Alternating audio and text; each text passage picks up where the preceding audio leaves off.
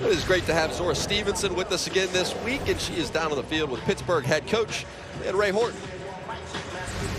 Coach, you told us that your favorite word in the dictionary is opportunity. What opportunity lies ahead with this matchup?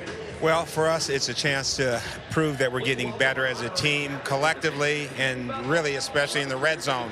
And I told the guys right before we came out, it's an opportunity to shine for your mothers at home. Josie's son is what's on the back for you. You mentioned the red zone, 1 touchdown in the last 12 tries. How did you all work to make strides in that area? What we're trying to do is get the ball to our playmakers, and if not, we just told the quarterback, hey, you just take action out there. And we made it a point of emphasis, and we'll see. Appreciate the time. Thanks, Zora. Appreciate it. All right, Zora, thank you. And over on the other sideline, it's Mike Nolan, longtime defensive mind in the NFL. Cam Jordan, you crossed paths with Coach in New Orleans. What kind of coach is he? What do you remember? I mean, he was a linebackers coach, so we had a lot of real conversations on the sidelines, at practice. I didn't have to deal with him being in my position coach, so I actually got to know Mike as a person. I love him, and the way that he approaches life seems to be relaxing, yet there's a high level of intensity there. Of course, he, worked all over the league, all through college, had some stint with LSU, had a stint with Stanford, and I hold that against him, the Stanford thing. Why's that? From being a University of California Berkeley guy, we just don't like anybody whose mascot is a dancing tree. What are you proud of? But when you talk about what Mike Nolan brings to the table, the consistent edge. Yeah, defensive coordinator he was for 25% of the NFL. You think about that, 25% of the teams in the NFL. Of course, was the head coach for the 49ers from 2005 to 2008. And he always had those crispy suits on the sideline. He had to petition to be able to wear those suits, always looking good on the sideline. His wife dressed him. Like Mike did do that himself. Oh, there's no question.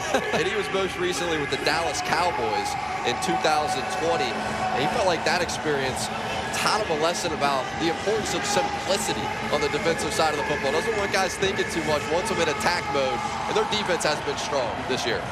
Absolutely. So they kick off from the 20-yard line. It's the return of the kickoff return. What do you think about this in this move from the USFL? Seems like, they're giving the people what they want. More chances for returns, more opportunities, see some hits. I'm with it. Almost every offensive possession started out around the 45, 50-yard line. So, and plus, how else are we going to find the Devin Hesters of the world? Right. You know what I mean? You got to see not only vision, speed, and timing. At that kickoff, you got to have some moxie to you.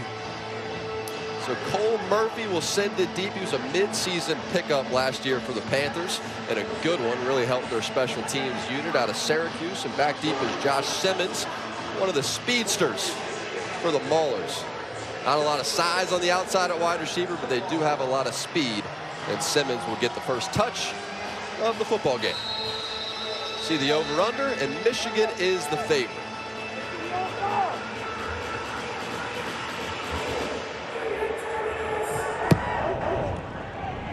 It's a low kick.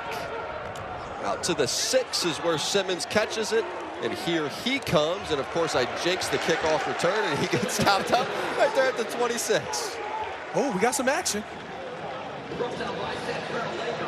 So this is what the progressive starting lineups look like for Pittsburgh's offense. They only have one offensive touchdown on the year, and that touchdown went to Bailey Gaither, who he caught up with on the field before the game. But look at this group of wide receivers. He's 6 foot, 188.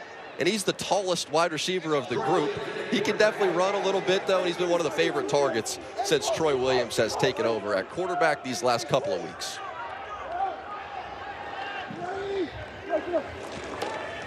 Williams this time quickly to the outside. It's Isaiah Henney, who is their punt returner. He's their speedster, their best in space, with a nice pickup on the first play of the game. So Troy Williams started these last couple of games and led Pittsburgh to their only win against Philly. He's energized that offensive side of the football, and it's been at the bottom of the USFL Season 1 and Season 2. Williams to the outside. It's Henney again, and he has that first down, still on his feet, out to the 45-yard line. Have you liked what you've seen so far from Troy Absolutely. Williams? I think they're doing a great job of keeping it simple. Keep the energy and momentum going. You talk about, quick out the backfield swing, now a nice little quick slant out. Just be efficient about it. Give them some energy to work off of. And they've had some struggles with that offensive line.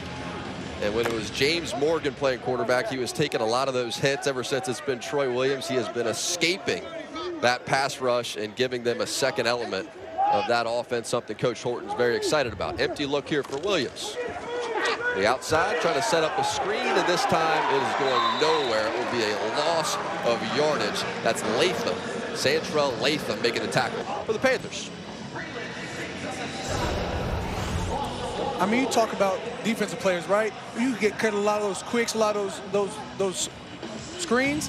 Your defense can't slow down. That's when you have to speed up. And you have guys coming out of the stack pursuit. That's what you want to see as a defensive player.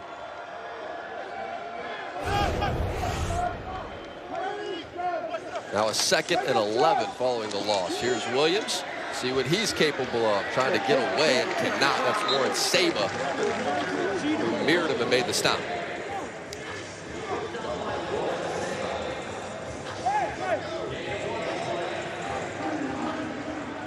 So when you look at the ground game and what Pittsburgh's been able to do, it's really all about Williams. London, leading rusher a season ago. Broshek, he's the team captain. They say he's a calming presence for this offense, but it's really been all about Troy Williams. Only 17 carries, but 148, and the touchdown by far leads this group on the ground.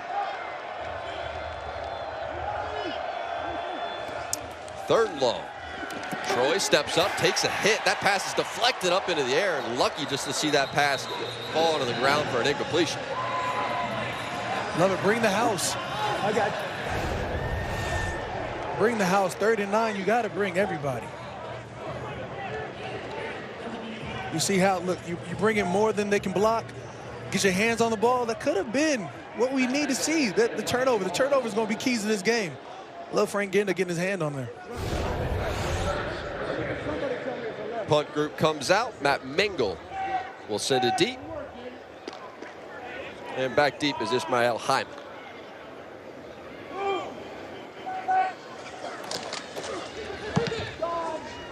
Mingle out of UCLA hits a booming punt that arrives at the goal line, and Ish says, give me that football. Takes it out across the 15. He's still on his feet. There's a lane over the punter to beat. Cuts it back to the inside. Now it's up to Mingle. He can't get him on the ground inside the 30-yard line. So we didn't get the kick return, but I got a punt return for you. I see what they did there. I see you. Big fella out here moving. Great vision, way to cut up. You talk about Ishmael Hyman, what he's able to do on that. Oh, was that return from what, the 3, the 4? From the goal line. Oh, don't even worry about it. I'm going to take this back. Oh, that's lovely from the goal line. The way he takes that back, the vision he sees is 2 to beat. I'm going to take both of them. Wow. There was no quitting at the end of it, too. He cut that thing back up inside. He's going to take on the punter. Showed the wiggle, showed the speed and the toughness. Now you're going to have to bring me down. A man they call Ish inside that Panther locker room. So Josh Love gets the start at quarterback. We've seen some Carson Strong as well for the Panthers. And Love to the air wants a touchdown on the first play offensively, and that is broken up in the end zone. He's looking for Trey Quinn, who was Mr. Irrelevant in the 2018 NFL Draft. It's broken up by Tornado.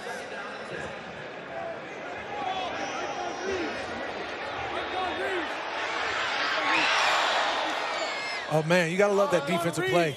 I mean, you think about wide receiver, he goes to high point it, and he's about to bring it down. He just had 2 on him. But you got to love that confidence Josh Love has to go trust his receiver. You think about Trey Quinn, he would have came down with that momentum speaking for itself. Here's Love trying to set up a screen of their own.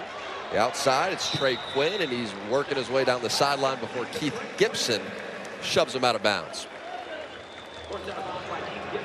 So Josh Love, he took off like a rocket in week number 1. He was 18 of 20, 215 yards, 3 touchdowns. He set the USFL single game record for completion percentage.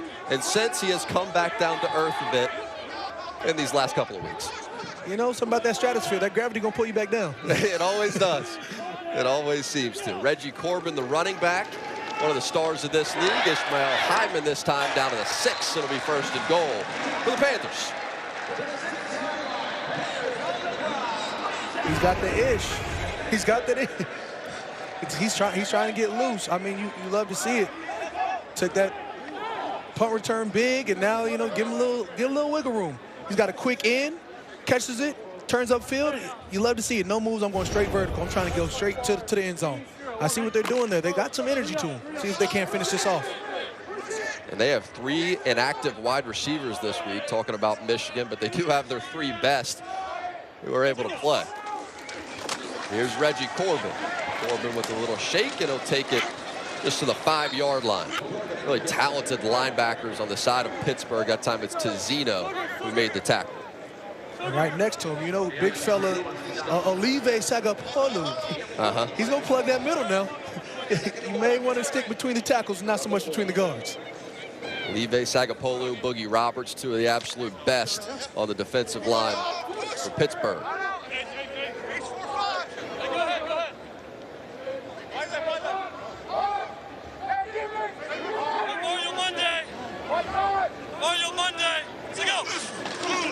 Second and goal, fake it to Reggie Corbin to the end zone and caught for a touchdown. It's Cole Hicatini, who they absolutely love. He was great at Louisville with Lamar Jackson when he was setting the football world on fire. Now he's here in Michigan, and he's having a great season. I mean, it's hard to defend that. You've got guys coming in, you got guys getting pressure, but with a quick, you got to play the run. Josh Love pulls it back out, and then, of course, you know, tight end over the top. That's a mismatch all day. You got height, you got size, you got your guy over the middle. You're going to hit that, and it's going to be a win. Cole Hicatini, I see what you did. Look, over the top, that's you. Cole Murphy on for the extra point. Hicatini remains in the game to block for it. And it is pure Michigan. We don't take extra points for granted. It was all about that punt return. It's all about special teams. Ishmael Hyman set it up. Josh Love gets it going in the pass game. Hicatini with the score. The Michigan Panthers, what a start.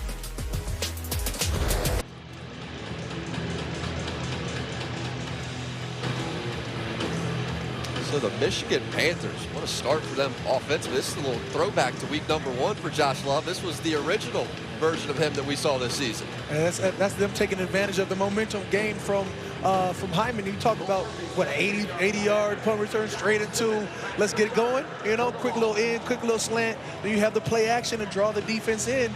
Right on top, little seam pass to the tight end.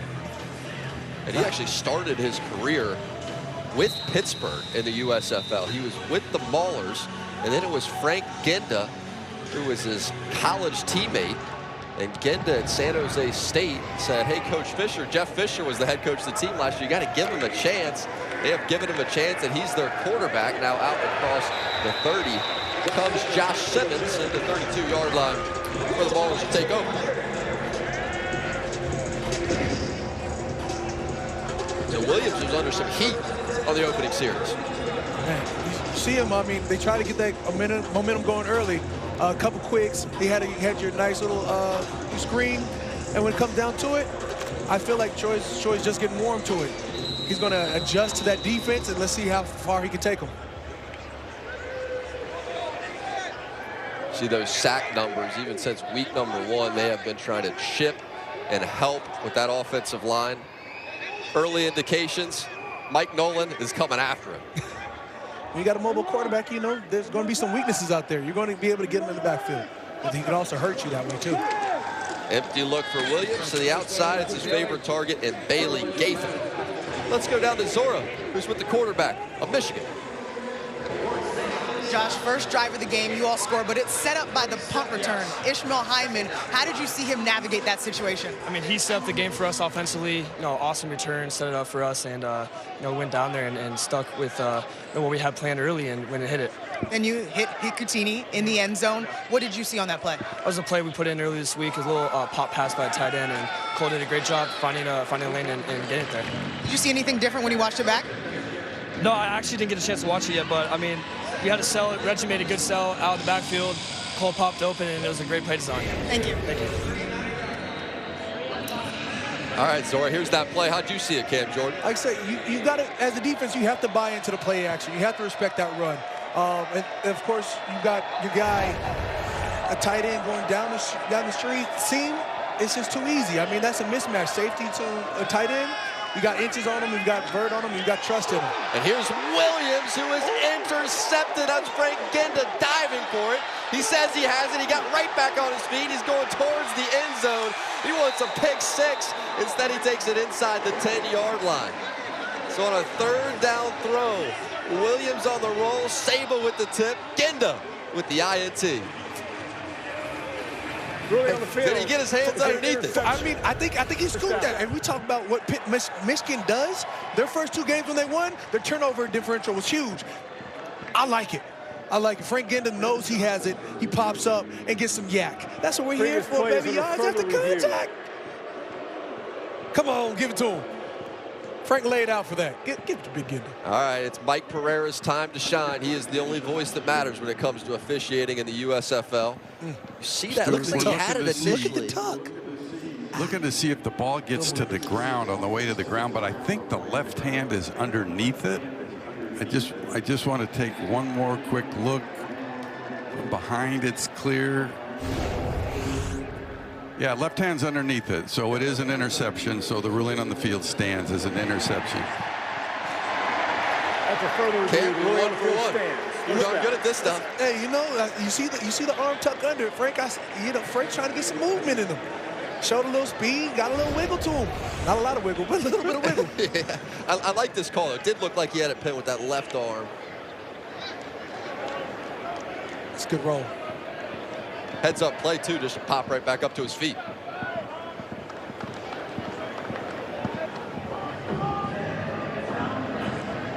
I mean, look, you see Troy Williams has his guy, Isaiah Henney, locked in. After further review, and the he never looked him player off. was down by contact at the 46-yard line. Get a hand on it. First down, Michigan. Tips equal picks in this league.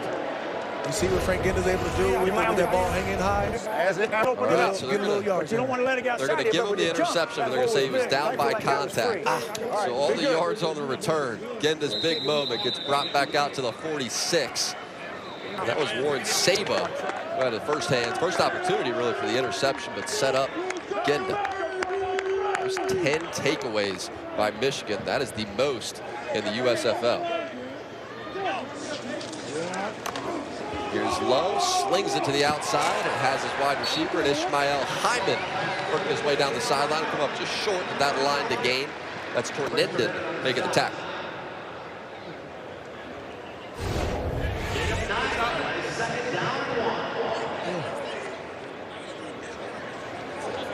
So they're saying right there he was touched, right before the knee came back up.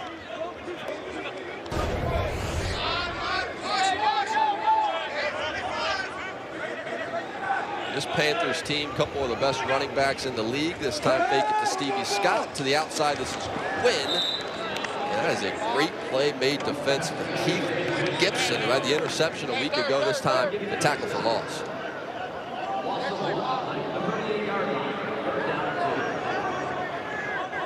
Also, you sort of love to see a quarter play like that. You know, like we assess, and we attack. And that's exactly what you saw right there. Good wrap up. Great TFL.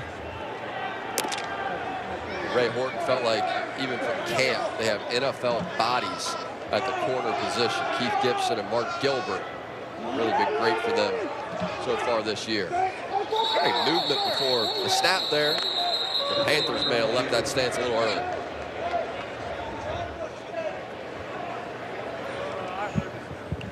Full start. Number 76, offense. 5-yard penalty. Third down. That's on Sean Pollard, the two-time national champion out of Clemson.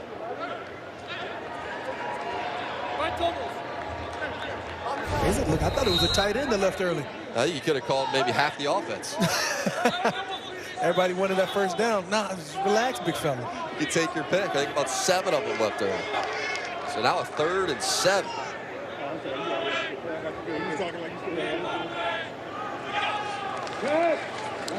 Love taking his time. Bodie Roberts there in his face and just has to sling it to Walker. Now Walker wants to throw it, and he's able to get the ball out of bounds. He had a defender on him immediately, and Tarpley decided just to launch it. He was a former quarterback to trace back to his college days.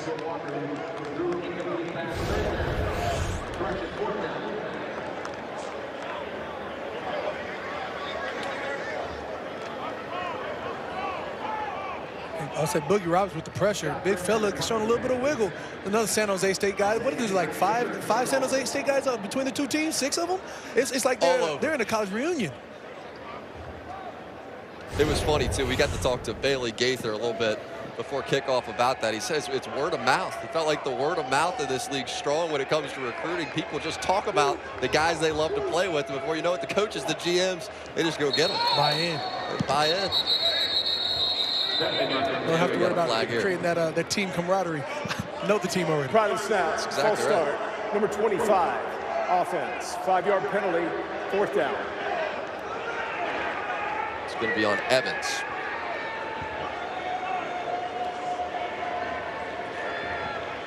I sort of like Boogie Roberts. I always like a big guy in like a single-digit number. It gives me very SEC football feels. What do you like about his game? I mean, when you have a guy who's, you know, they got him listed at 290. Come on, he's an interior guy for a reason now. He shows a lot of wiggle. He shows great footwork. And when you talk about body adjustment, maybe to push the pocket, you love those interior D linemen that can do that. Yeah, told us he lost about 20 pounds coming into this season number 2 as well. And it's Kids Day at Ford Field in Detroit, Michigan. Good to see the youngins out. We got a birthday party in progress. Show it some love. They brought the USFL back. You look at the NFL side, last championship for the Lions, 1957. 57. But you go to the USFL, only got to take it back to 83. The Michigan Panthers. Hebert finds Carter to the touchdown.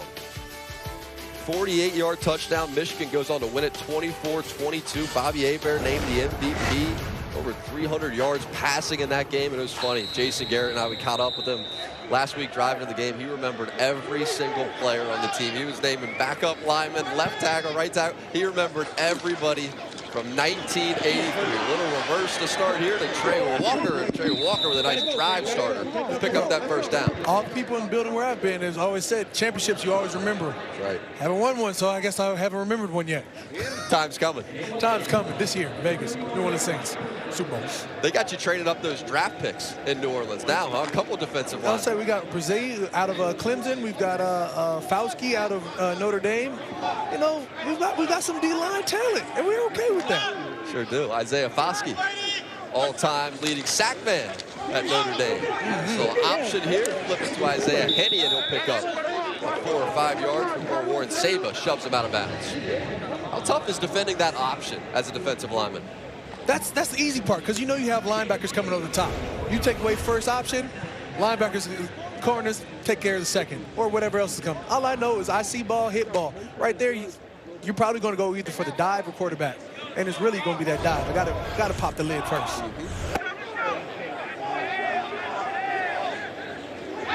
So say he got 3 before he went out of bounds. 2nd and 7. That's a pass. Williams wants all of it down the sideline for Bailey Gaither, and Gaither got those feet in bounds and made the grab. That's Josh Butler he was working on, and Gaither has some speed and showed it off. Did he come down with it is a question. I'm pretty sure. You see where he's at? Oh yeah. Come on, he came down with that. That's a good ball. Good ball. Way to track it. Good position by the corner, but that's a great ball. Great way to come down with it. So Williams, after the big play, he's looking deep again. Now he's going to scramble with it, makes a man miss. Has some space after that. He's going to pick up another first down here. We talk about how Troy can extend those plays. You see it right there. I'm not going to say there was holding on any one defensive lineman, but it felt like there was definitely holding on Braylon Speaks right around here as Troy gets out. I don't know if you see that. That's called holding in every league. I was ready to call it your D-line bias, but you are 1,000% right. It's just, they get grabby, you know? There's a nice rivalry as well between the O-line and the D-line community, I've sensed. Here's Groshek, set up the screen, and Groshek with room in front and blockers there as well. Breaks the tackle and takes it down to the 5. That's Frank Genda who finally made the tackle. Sadly, a key to a great screen is your offensive lineman getting out to that second level. You know, when you have guys swinging around, clearing space, putting bodies on that second level, that's where you're going to see blocks in that second level. That's where you're going to see progress. And I think 37 had done a phenomenal job of getting upfield. Talking about Garrett Groshek, man, the fight for extra yards, that's what you love to see. Here's Williams. Great looking play for a team that has been horrible in the red zone. This time they get right. It's Stocky. Catches the shovel pass and takes it in for the Pittsburgh touchdown. You've seen Troy Williams extend plays. You've seen, you know, your fullback, Garrett, get loose, and now you've seen the shovel. All right, we're doing a little bit of everything this drive. To Mason Stocky. And clear as day, too. Nobody around him. Is that a hard play to defend? Theoretically, no. Yeah. On paper, no. You see it in live action? Absolutely. I like that they go to the creativity. This is a team that was 1 of 12 in the red zone. 1 touchdown on 12 trips. Can they get the extra point? Lucky. Off the upright and true. Get that lucky bounce. So we got a tie ball game. 7-7. Troy Williams getting Pittsburgh right.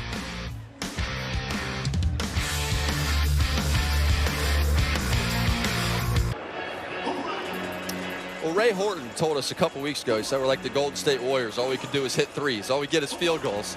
See those numbers. Now they are 2 of 13 touchdown trips in the red zone. How about the play calling? That's the best that we've seen so far. Let's go down to Zora Stevenson with the quarterback, Troy Williams.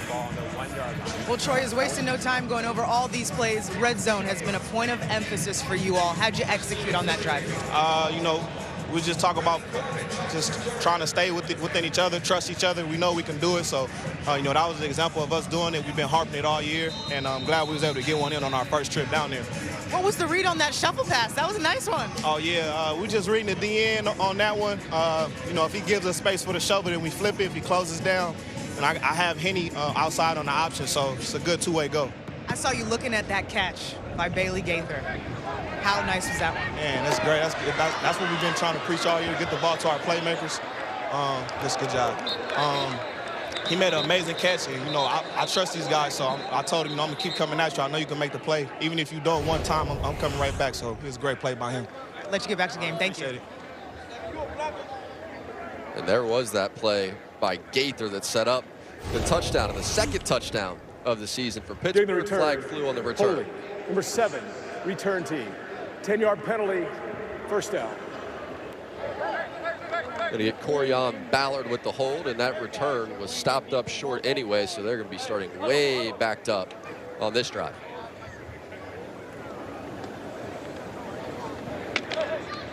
What do you like from Troy Williams so far? You know, that first series, you can see, you know, you want to see a little bit more footwork from him. Get out the pocket, maybe extend the play. The second series, you saw exactly what you wanted to see. He extended plays. He got a little rhythm, little composure in the pocket. Saw a deep play being made. That stacks. I like that option element, too, they're introducing with that offense. Heard him say he had the option there on the touchdown. Chose to flip it to Stocky. He's got a 7-7 game. Handoff goes to Reggie Corbin. Reggie Corbin with a little wiggle, and he'll pick up a couple.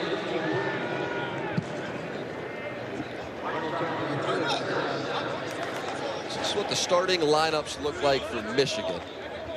Really a talented backfield they have. Reggie Corbin, Stevie Scott, Reggie Corbin, all USFL. A season ago, over 500 yards in year number 1, and he demands the football. He is somebody that is constantly calling for more carries. He'll get a couple here, although he is going nowhere but backwards. That's Okoye, who had him, brought him to the ground.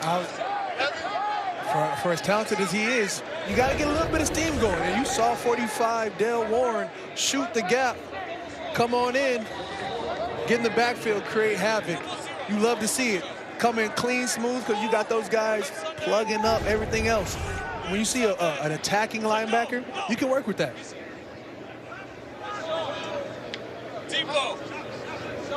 Third and long.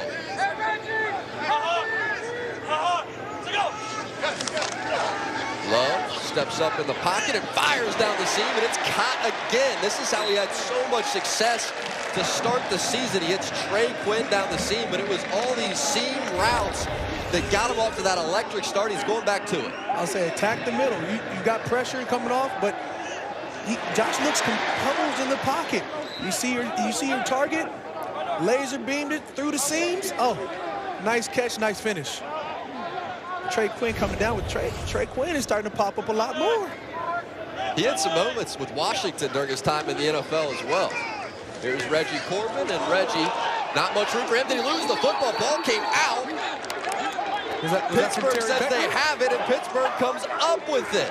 That's recovered by Vaughn Taylor. Ruling on the field is a fumble. Recovered by the defense. First down, Pittsburgh.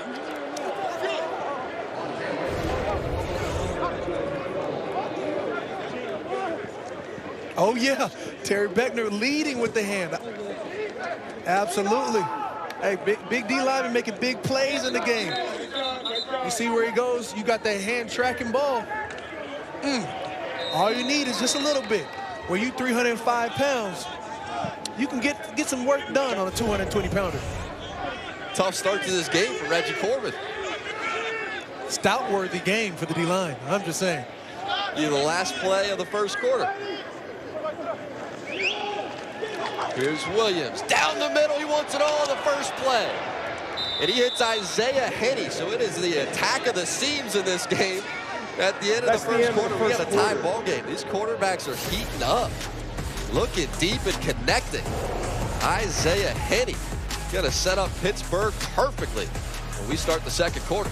7-7 from Detroit, Michigan.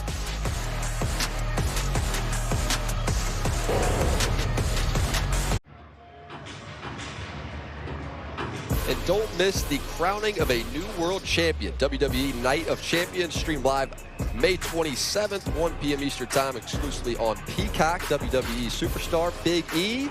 He got into it a little bit with Michigan Panthers mascot Pablo. And it appears Pablo, he got the most of it. I'll say Big E met a bigger Panther. That's right. It's a battle for the superstar title there.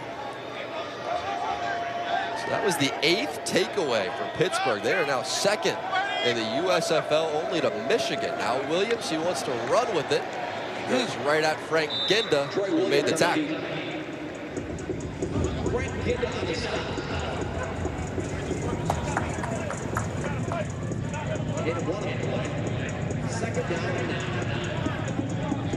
So it'll be a 2nd and 9. It was the option look that got this team going in the red zone on their first trip. It was the biggest point of emphasis all week. Every time you talk to Coach Horton about it, he can't believe that they haven't had touchdowns, and they finally got one. They're looking for another here. Here goes Henney, and he takes it down to the 5 before Mahone made the tackle. Be 3rd down. I'll say it's reverse. You got to respect that speed. You got young Isaiah Henney. Anything can happen. They sure can. Way to get vertical. Way to get vertical. Nice little spin move. He clears that. He's on to the next level. Be a 3rd and 2, and the Michigan faithful getting loud.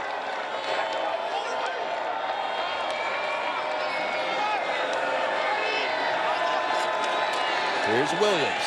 To the end zone, caught for the touchdown. Goes right back to Isaiah Henney, working on Saba for the score.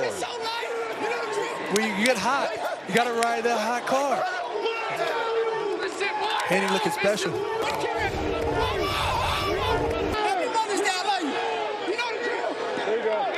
Send him in motion, right off the line. He's already moving, so now he's just relying on his burners. Send it to only where you guy can get it. Henney do as Henney does. I'm liking him right now. He was by far their leading target in that game against the Generals. He caught 9 catches in that game. 9 of his 15 came there. He had cooled off some. It had become Bailey Gaither's offense.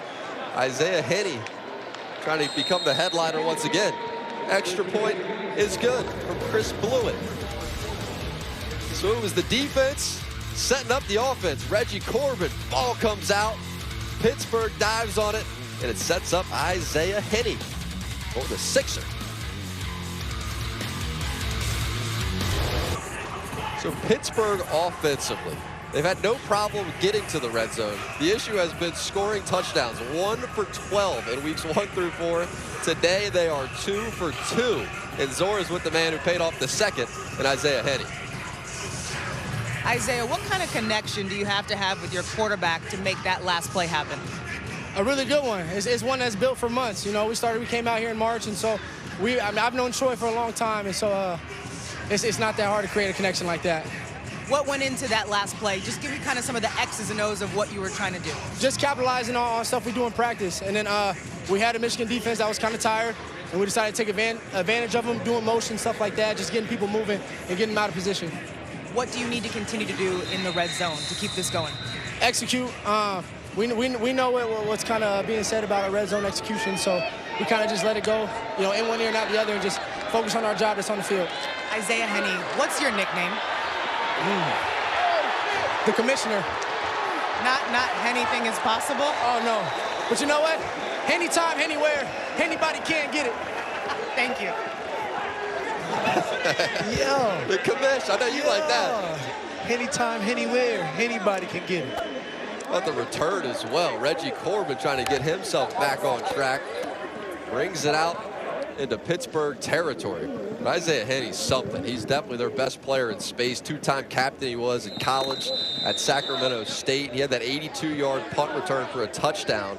That came in the season opener week 1 against New Orleans, and he is back to his heat streak.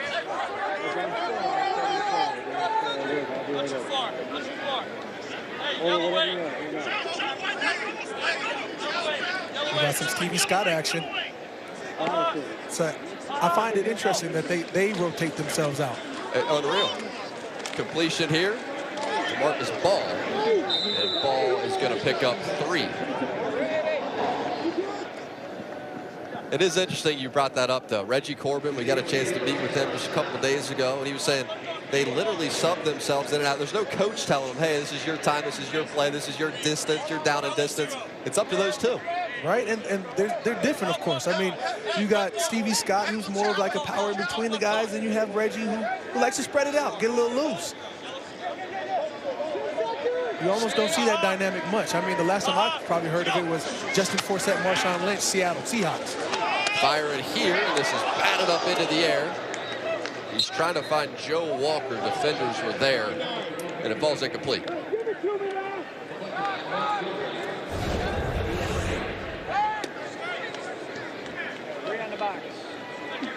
So that's good, good awareness. Get a hand on there, and get close. I mean, tips can equal picks. Mark Gilbert had a hand on that ball. Lord knows you come down with it. You got some space to run.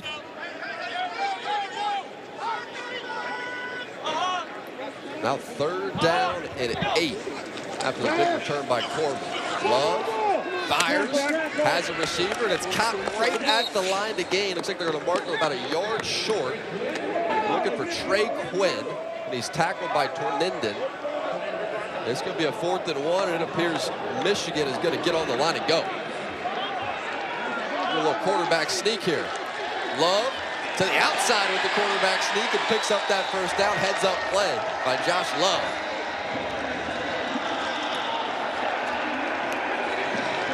And when in doubt, go for a little QB sneak. Within that yard range, I believe. They believe, clearly. Josh Love didn't even go for the in between the guards, just push forward.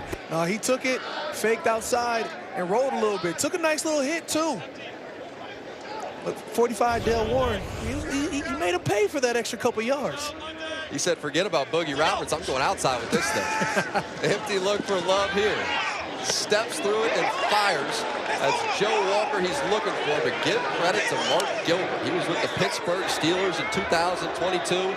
NFL body type he has. Had the pick last week. They got a good one on the outside. I would say you can see where that direct correlation of Gilbert being able to go step for step matches because their timing is right. Pocket was collapsing, didn't allow Josh Love to step up, wasn't able to follow through, and you can see where it ends up. He's working on the best on the side of the Panthers and Joe Walker.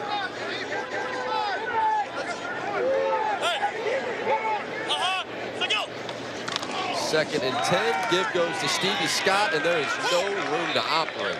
That run game is being destroyed. That time, Malcolm Howard in the backfield.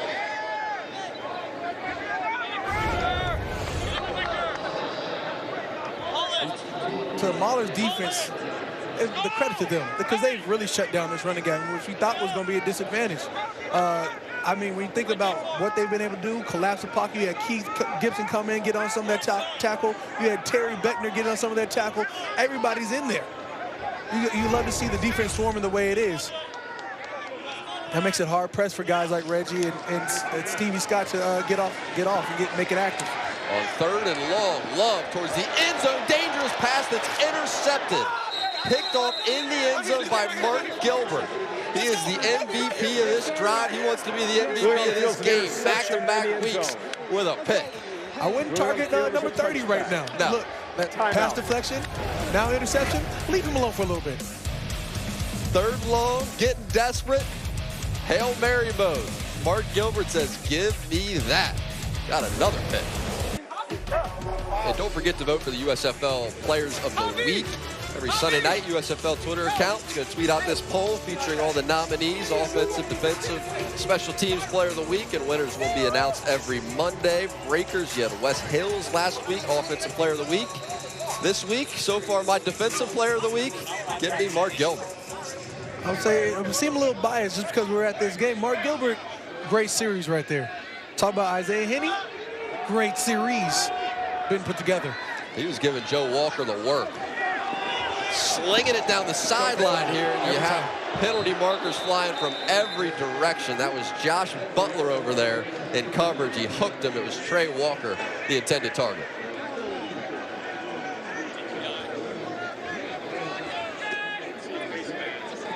A referee is going to see defensive holding every time. But do they see when the offensive line holds? More times than not, the answer is no. Not as often. It's crazy how that works. Pass interference. Defense, number 23. 15-yard penalty and an automatic. First down. Yeah, easy, clear cut. That right there, you can't grab the face mask. Get out there. You know better. You're kind of nice on that telestrator already. You're natural. I'm trying to get better at it, you know? My 4-year-old may be able to draw better than me, but I can circle some things. Hey, we're going to work on it. Nice Saturday afternoon on USA. It's a beautiful day. So the first down set up after that hook there by Butler.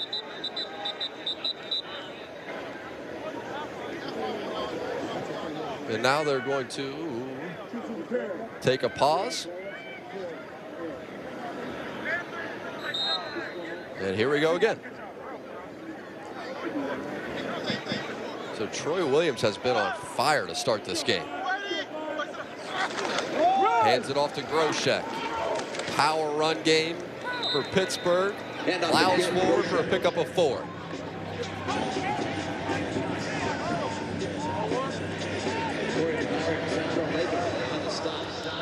He took over this offense from James Morgan. And Morgan was a 4th-round pick by the Jets. Sam Darnold was there when he was the starter, so he had the NFL pedigree coming in. But instead, it's been Williams. It's been the athleticism. And I think when you have the struggles on the offensive line, you need something to give a spark. And that is exactly what Williams has been, and it's continuing today. Here goes Bailey Gaither on the slant, and Bailey Gaither picks up 14 in the first down before Frank Ginda makes the tackle. That's how you start off those drives. Give them a little energy. You get a nice little run up the middle. Now you got a quick little, crossing route in the middle. Nice pickup first down. Let's start that drive off. It gives a little bit of energy, deflates the defense a little bit from going after him. They don't know what's happening next. Already 3 for 46 for Gaither. Now Williams going to just take off with it. Had a lead blocker out front and his running back, London. He'll pick up 6. That's Terry Myrick. Got him on the ground.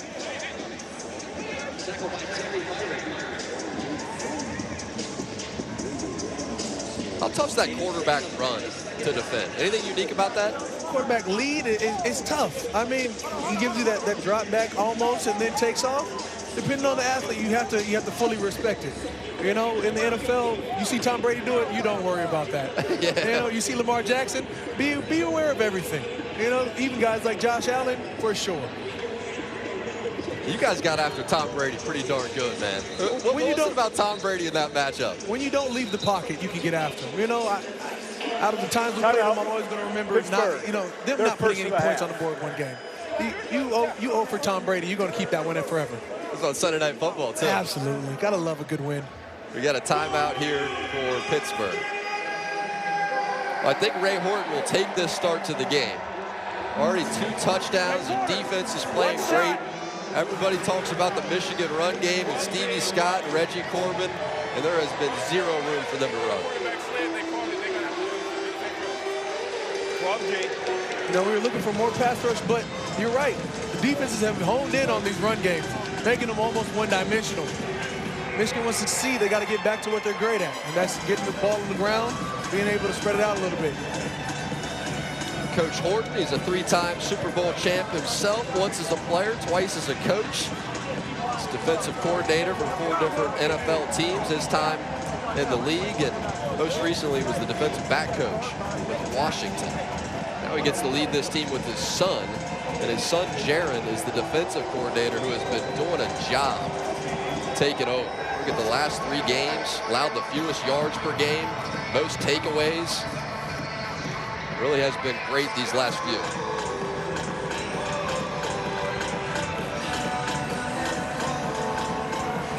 What do you think of this whole USFL spring football idea? It's pretty cool watching guys get their opportunity, isn't it? Without just, you know, making fun of other sports, it's great to have football year-round. It is. You know, I don't have to go to Arizona and be forced to watch spring ball. Dang it, I try to stand out to make fun of other sports. Yeah. It's great to just be able to come out here and watch, you know, go from NFL to XFL to USFL. Love football year-round. It is. Got the 4 hub cities now. In Detroit, Michigan we are. Next week you'll be down in Memphis with us for that game. Birmingham, of course, still, and Canton, Ohio, as Bailey Gaither gets the football at the end around here and had some space before Frank Genda ate that up and brought him down to set up a 3rd and 1. Genda's a player. Frank with the angle of pursuit. Ooh, yeah. You see where he's aiming. He's not aiming at the player. He's aiming in front of him. So you get that good head across the bow. You know, kill the head, the body will follow. You gotta love to see somebody follow through that tackle. He's gonna get him every time. He's lucky the ball didn't pop out. 3rd and 1. Flag flies. Going with the quarterback run again. It's Troy Williams who appeared to have the 1st down. It'll come down to what this penalty marker is all about.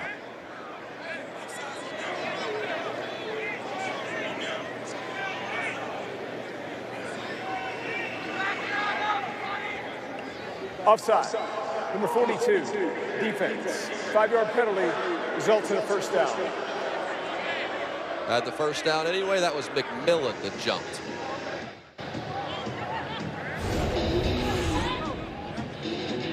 You have to show me. I don't see it. I'm letting that go every time.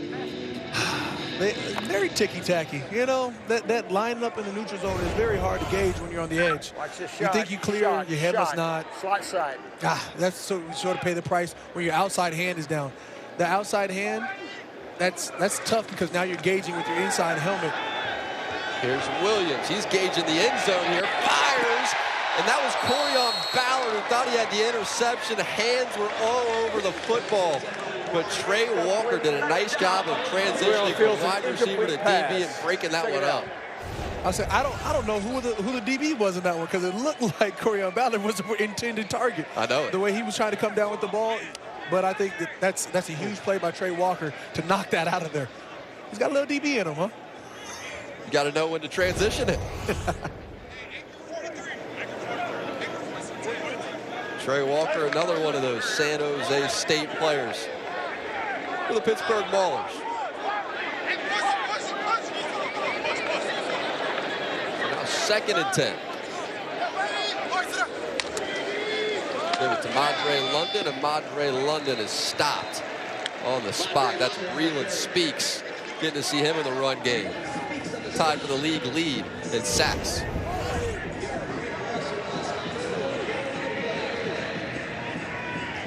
Speaks, outside swipe. It's a little fake long arm outside swipe. Lets him get it back into the play. Hey, if you can't affect the passing, you got to affect the run. And he's doing a little bit of everything. They get a little second long, third long. You're going to really see Speaks start to shine. Got to play with the Kansas City Chiefs in the NFL. You got whistles here before the snap. Michigan, their first of the half.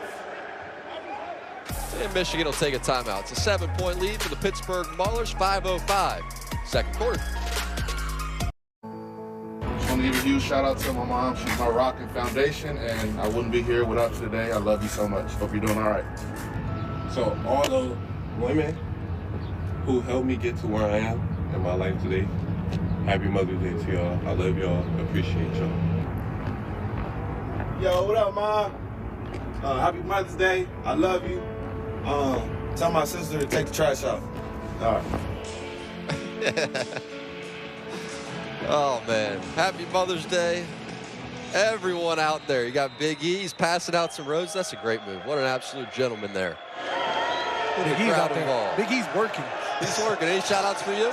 Man, you know, shout out to Nikki Jordan and Anita Jordan. You know, Mother's Day's coming up. Of course. 3rd and 10 and sack. There you go. How about a shout-out for Breland Speaks? You know who it was going to be.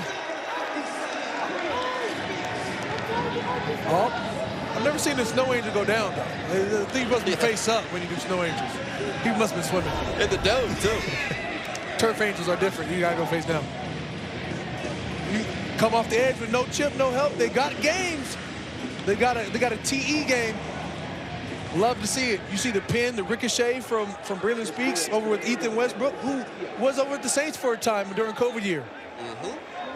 And we have got a deep field goal attempt here from 60. And a whistle blows before this kick, but we do get a look at it. Delay of game. And he does have the leg, can't confirm. 5-yard penalty, 4th down. Oh, I don't know about now. Oh, we just said he had the leg. He had the leg for 60. I'm not sure about 65. Push him back. It was funny, though. Ray Horton was saying, we had him kick a 62-yarder. Chris Blewett had him kick from 62 in practice. Brought all the team and the players around him and put more pressure on him, and he drilled it. So he said, now at this point, you got the green light. 60 plus, go do it. 65, that's a lot. I don't know. It's a big penalty. Did they hold us up? That's confidence right there. I don't know if they did. I wasn't paying attention. And Blewett has been awesome with those red zone struggles. He's 9 for 9 on field goal attempts, but now it will be the punt group and Matt Mingle. The good one that came inside the 20-yard line before taking a friendly Panthers bounce to get back outside the 20. So Breland Speaks, 2nd-round pick in the NFL draft, Kansas City Chief. He is now the league leader in sacks. A quarterback change taking place for Michigan. Josh Love, after the interception, will check out. Carson Strong comes in, and he was pretty good a week ago. 9 for 12, 76 yards. They did have the interception. Took him right down the field, then threw the pick once they got into the red area. But Coach Nolan has liked him ever since camp, and he will get a chance. Here goes Reggie Corbin trying to gain the edge, but he is knocked down. It'll be a big loss on 1st down. Give credit to Boogie Roberts pushing the pile back. Dale Warren as well making the play. Very interesting to see the dual quarterback just be a regular situation. You know, for just consistency in terms of catching that momentum. I wonder how do you overcome that disadvantage of not knowing what the flow. He got to the team late. He got there just for training camp, and Love had been there all off season working with Eric Marty, the offensive coordinator, communicating all year. They worked together a season ago, so they had a continuity, but they do like Strong's skill set. You see why. Complete here, it's Marcus Ball. They said he's the gunslinger. Of the two, he's the gunslinging there. Going to set up a 3rd down and doable.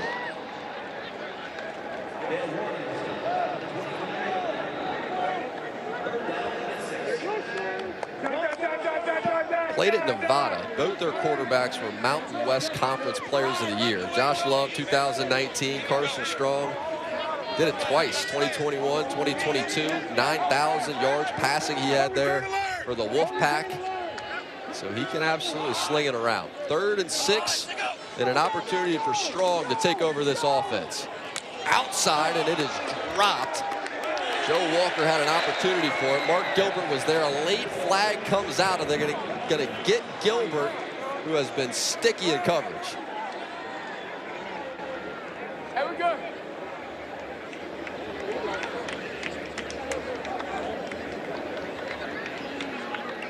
Pass interference. Defense, number 30. Spot foul and an automatic. First down. I don't love the call. I feel like anytime, you know, corners have to deal with a wide receiver like a Joe Walker, sometimes you just got to let, you know, you have to be physical. And that arm got underneath them. You can see why the penalty was called. I don't love it, though. Let the guys play. They've sort of been letting them play the first quarter and a half. Let them keep playing. So at 2:45 until halftime. Set up a first down. Let Carson Strong get into a bit of a rhythm. Although this won't help movement out of the offensive line. At the time it looked like it was Ham left the stance. Number 79, offense. 5-yard penalty. I wonder, first down. I wonder if does the offside sort of go along with that offensive lineman knowing one cadence from the from quarterback Josh Love to then going to Carson Strong. Next series, that's difficult to overcome. You have to switch up the cadence. There's the muscle memory of how you go off of it. I'm with you. That's Ham that left early. I feel like he's an intriguing NFL prospect. 6'6", 324 pounds at the right tackle spot. Pressure showed, and pressure will back off. Strong, outside, it's complete. It's A.J. Richardson, the running back for Torninden, made the tackle. Get some of that yardage back.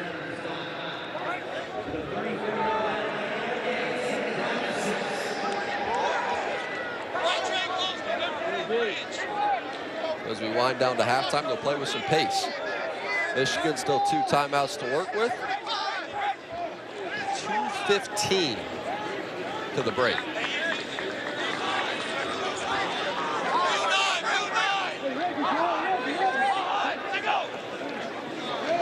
Strong wants all of it. Deep down the field, it's Joe Walker.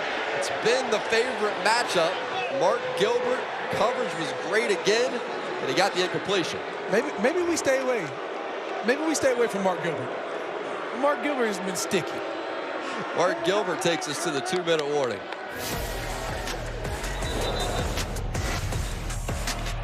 This Stride is the for 2-minute warning. Good on good. Joe Walker's been a marked best man. receiver, best DB. Advantage Gilbert. Great hand.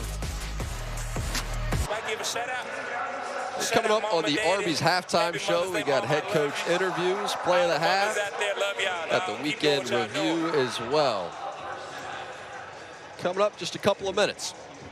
Oh, Mark Gilbert, DB for the Maulers. Locked down. He's strapped his side. I mean, anywhere Joe Walker goes, you're going to see number 30, Mark Gilbert, follow. And on that side, maybe Mark Gilbert has had that edge. Maybe Joe Walker needs to try that other side. We got pass deflection, we got interception. They have one penalty, but you know, it's a battle. This last pass deflection was beautiful. Great position, great reach out, never got overexerted. Stayed calm, kept composure. 3rd and 6 for Carson Strong. Strong down the middle of the defense, dangerous pass, big hit there. There's 3 Mauler defenders in the area. Tarpley was there, Tizino was there. What was the flag? He was too well covered? Looking for Ishmael Hyman. I'm wondering if it was something to do with the hit.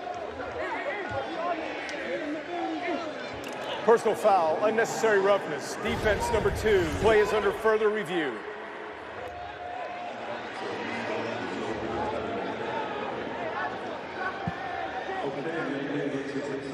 Number 3, Eli Walker, had ball in hand. Number 2 was just trying to block nearest receiver. You know, you got to block an intended receiver after After ball further in hand. review, the ruling on the field is confirmed. 15-yard penalty, First down.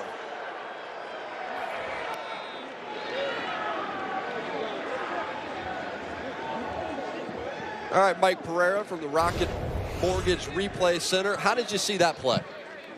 Hey, Jack, I thought originally that number 2 was trying to make a play on the ball, and I didn't think it was a foul, but he wasn't. He actually launched, and then he hit the head or neck area with his right shoulder, so it is a good call. Yeah, ended up catching him pretty cleanly as he came across. Looked like he was trying to get his head out of the way, but made contact with Hyman on his way through. So it's another first down by way of penalty for Michigan on this drive. Strong down the sideline. It's a little too strong for Joe Walker. That time Joe Walker had a step on Mark Gilbert, finally beat him, and the throw's just not there. You said Strong was the gunslinger, and he's trying to air it out. He's trying to create some type of air raid.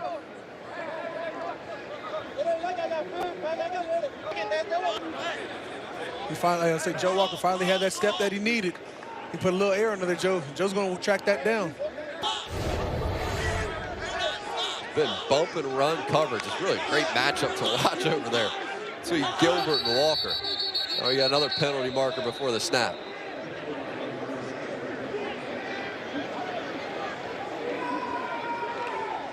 Twelve players on offense. 5-yard penalty. Second down. Quarterback change has been creating some situation. Let's just tough have a plan. penalties pre-snap.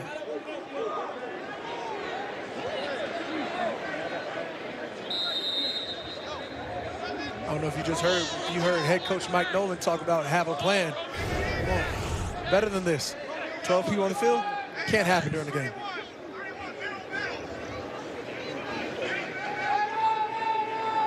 Second and 15. Strong to his tight end, Marcus Ball. Ball breaks one tackle and takes it to midfield. Clock is going to wind here. It will pause momentarily, like college rules, if you pick up a first down under 2 minutes. No first down here.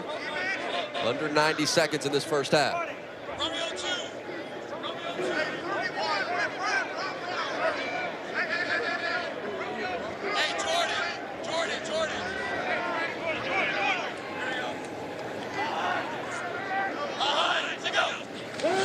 Strong has time, flushed, fires, and almost intercepted again. You would think he would learn that lesson. Mark Gilbert about had a second.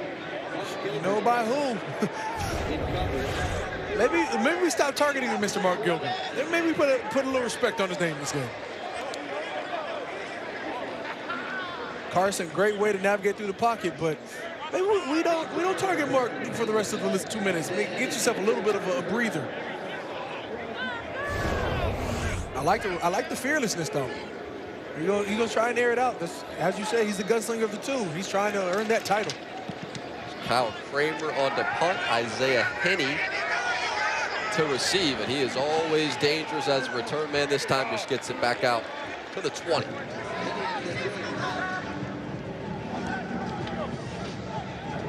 Get you ready for some more hard-hitting USFL action. New Jersey Generals take on the Philadelphia Stars. USFL tomorrow, 12 p.m. Eastern time on NBC and Peacock. And the last time these two teams met, the Stars advanced to the USFL championship game. And it was thanks to that 88-yard punt return touchdown by Maurice Alexander.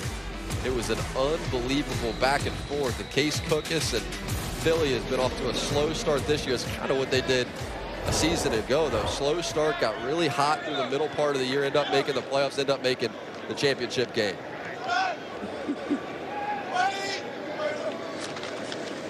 Williams gives, Garrett Groshek, and Groshek, nothing doing. Frank Genda again.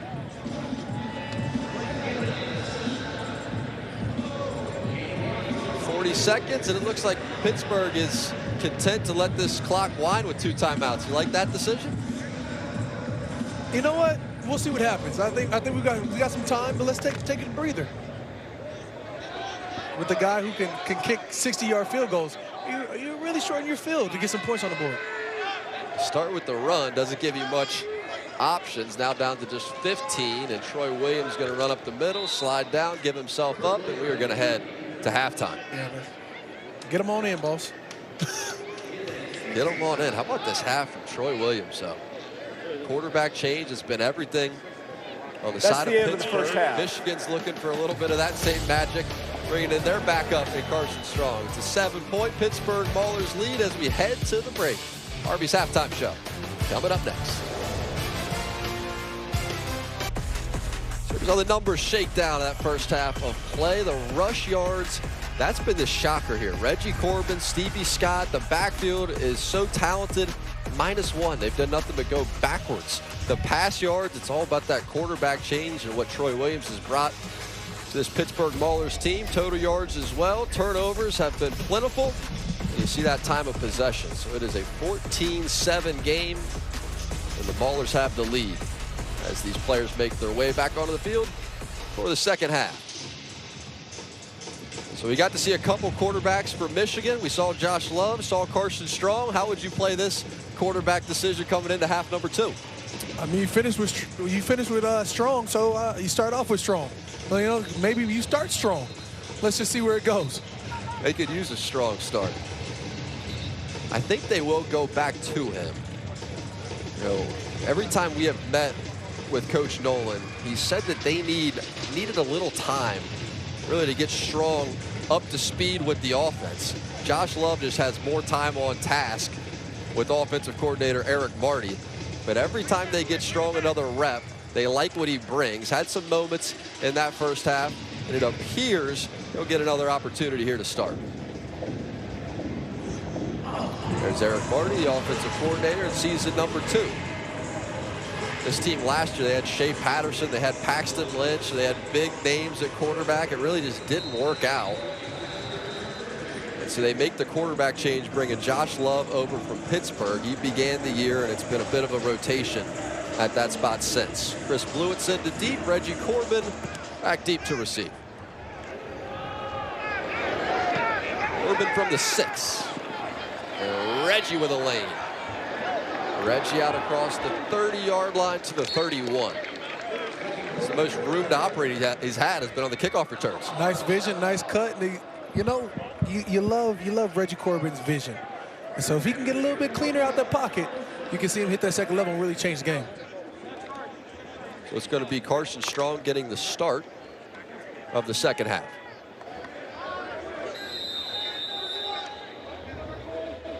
Begin from the pistol with Reggie Corbin just behind him.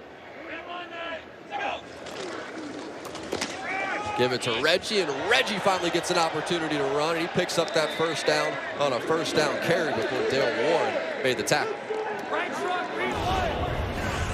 I feel like I just said if he could hit that second level, we could change the game. And here we go. You know, as he's going between the tackles, cuts outside. Oh, on the backside of it all. Makes one miss, and we're on to races. 6 carries, just 11 yards. Go back to Corbin. This time he's going to pick up 4. Working right up the middle of that defense. That was Tizino that eventually got him on the ground. First half, he had a couple of those negative yard runs. You got to get him back into the positive. Get my man Corbin a little bit of flow to the game. And give credit to Boogie Roberts, Olive Sagapolu, Terry Beckner, Tizino, Dale Warren. Really, they have dominated the offensive line up front, so they're going to go from an empty formation. Carson Strong, and Carson Strong is brought down hard. It's in the arms of Terry Beckner. Terry On Beckner, my way, giving him a shout out. Hey, quietly having a heck of a game before Mother's Day. Shout out, Mama. Good on the field was a fumble recovered by the offense. Third down. You got Boogie Roberts really creating that penetration, making Carson Strong step up right to the hands of Terry Beckner, who also had that good forced fumble earlier. Terry Beckner got that grip, because there goes the ball again. He's got a knack for it right now. I don't know if they're going to call it a forced fumble, but it should have been. We love that high effort right there, big fella. And Beckner slammed him down hard. 3rd and 11. Strong trying to escape. able to escape the initial rush and now just throws this football out of bounds. Strong was slow back up to his feet after the hit by Beckner, slow back up to his feet after taking another hit here and a 4th and 11. Great blitz. Looked like an avalanche. Everybody was free. All the white jerseys you saw come through. He had Tizino come through. I mean, there goes Olive for that finishing hit. Run, Carson Strong, run. Kyle Kramer on to punt. Isaiah Henney back deep for Pittsburgh.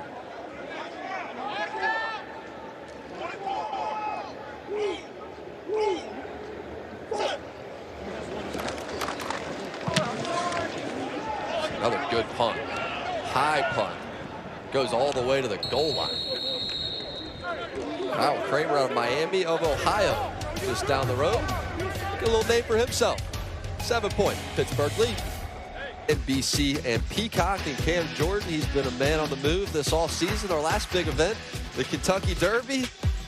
Woo, man, that boy clean. Look at those threads. Kentucky Derby. That's Kentucky Derby soup. How was the trip? I mean, the Kentucky Derby treated me well in terms of the vibes because I did not pick a horse to win. Like there was no way I could win anything on that one.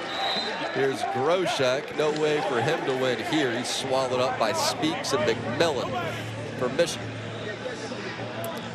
It is one of the great parties of the year, though, isn't it? It's a good time. Now, I'm sort of like, I'm trying to figure out how I can finesse my wife into letting us go to this Indy 500. Have you been yet? No. You got to do I feel like it's one of those events in America you have to get to. You sure do. We got penalty markers that fly here. The offense broke the huddle. Really Speaks has come alive. 5-yard penalty, 2nd down. We've had 12 players in the huddle a few times. As a team, you get nervous when you see that. Just because you know what the coach is going to say. It's on you to count to 11. You gave him a C+ in the first half. I'd hate to see the scorecard after this. First series? Yeah. Now 2nd and 16. I like Troy Williams' calm demeanor. No matter what has happened this game, good, bad, you see him calm, collected. And lets your offensive lineman catch a poise as well. Here's Williams, flushed. He's just going to run with it. Escapes one, and then he's hit hard by the second. Brought down from behind. And Speaks. Brandon Speaks effort. Breland Speaks. You said he's heating up. There he is again. I told you that he started to come alive. When you're a defensive lineman and you get that first sack, you smell that blood in the water. You, like a shark, you have to go get it. And now he's hunting. Now he could have came up with the sack right there just off of effort alone. You love to see that high intensity, high effort. It's not about the offensive lineman. You're rushing against the quarterback. And that's what you see in Speaks. And Coach Nolan was saying that was where the sacks came from in week number 1. He just went off in the season opener. He said it was the effort sacks, just running down the play, never quitting on the play. That was one of those. Here's Trey Walker on a 3rd and long, and Walker cannot escape. Josh Butler, first on the scene. Frank Ginda, as he always is, showed up to get a hit in as well. Now, you can't teach size, you can't teach speed, but you know what? The things you shouldn't be able to teach as well as effort. You should never be in question of how much effort you're giving. And a guy like Bradley Speaks gives it to you every play, 100% of what he has.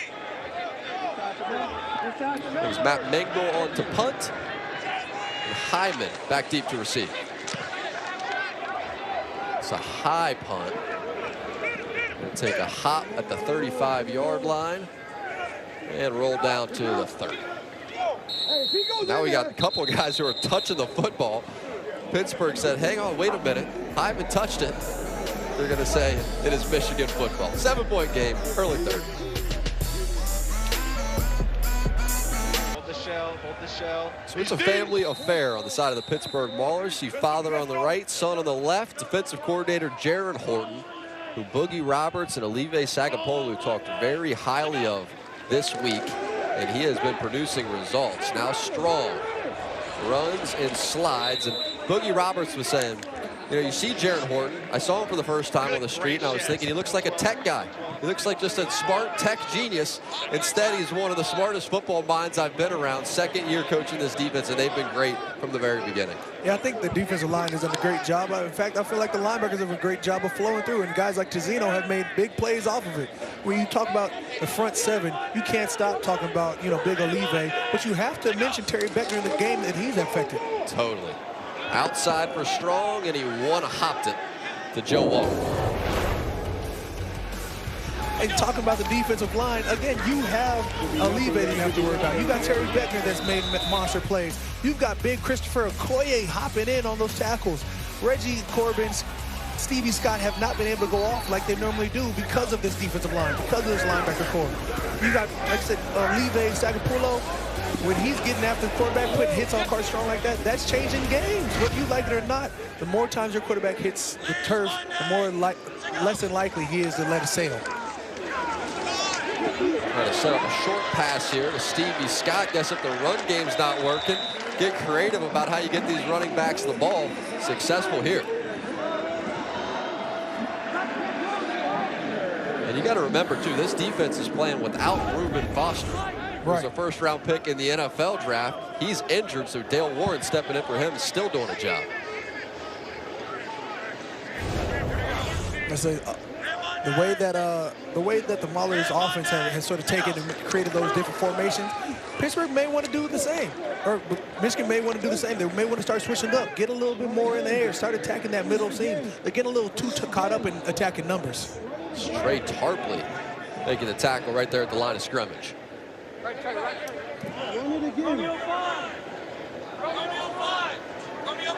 Pittsburgh defense, the numbers for them, these last 3 games, fewer than 20 points per game they've been giving up. It's the second best scoring defense in the league over that span.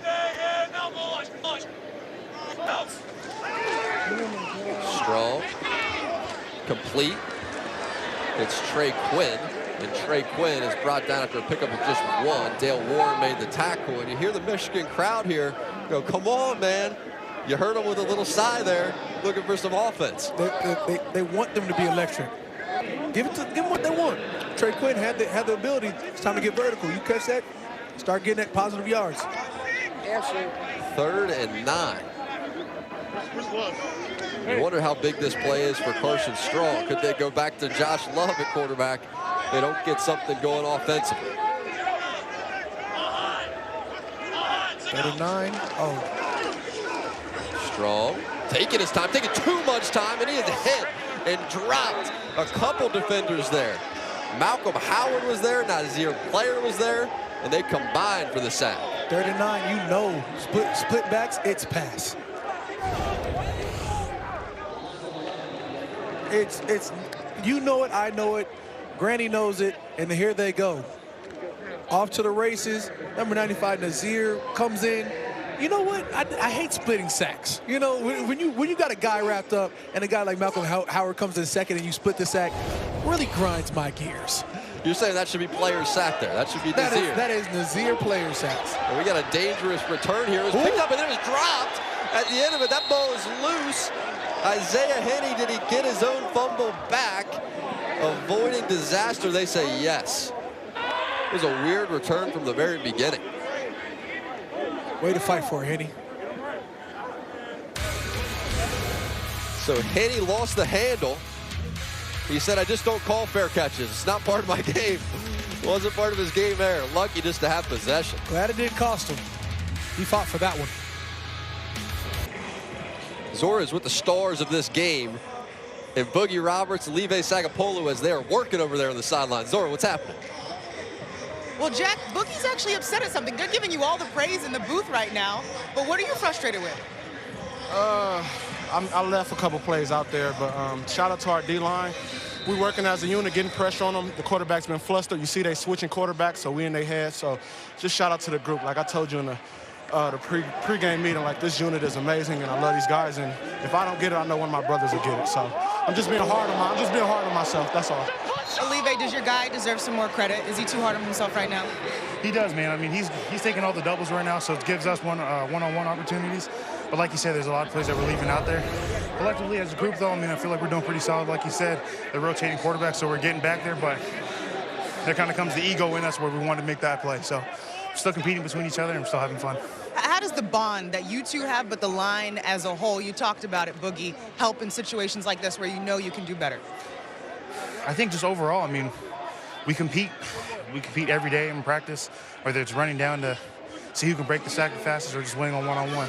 So little things like that kind of get us an edge, and so we just got to keep on it and keep working. And we still got a whole other quarter to get things done, so a lot of things come through.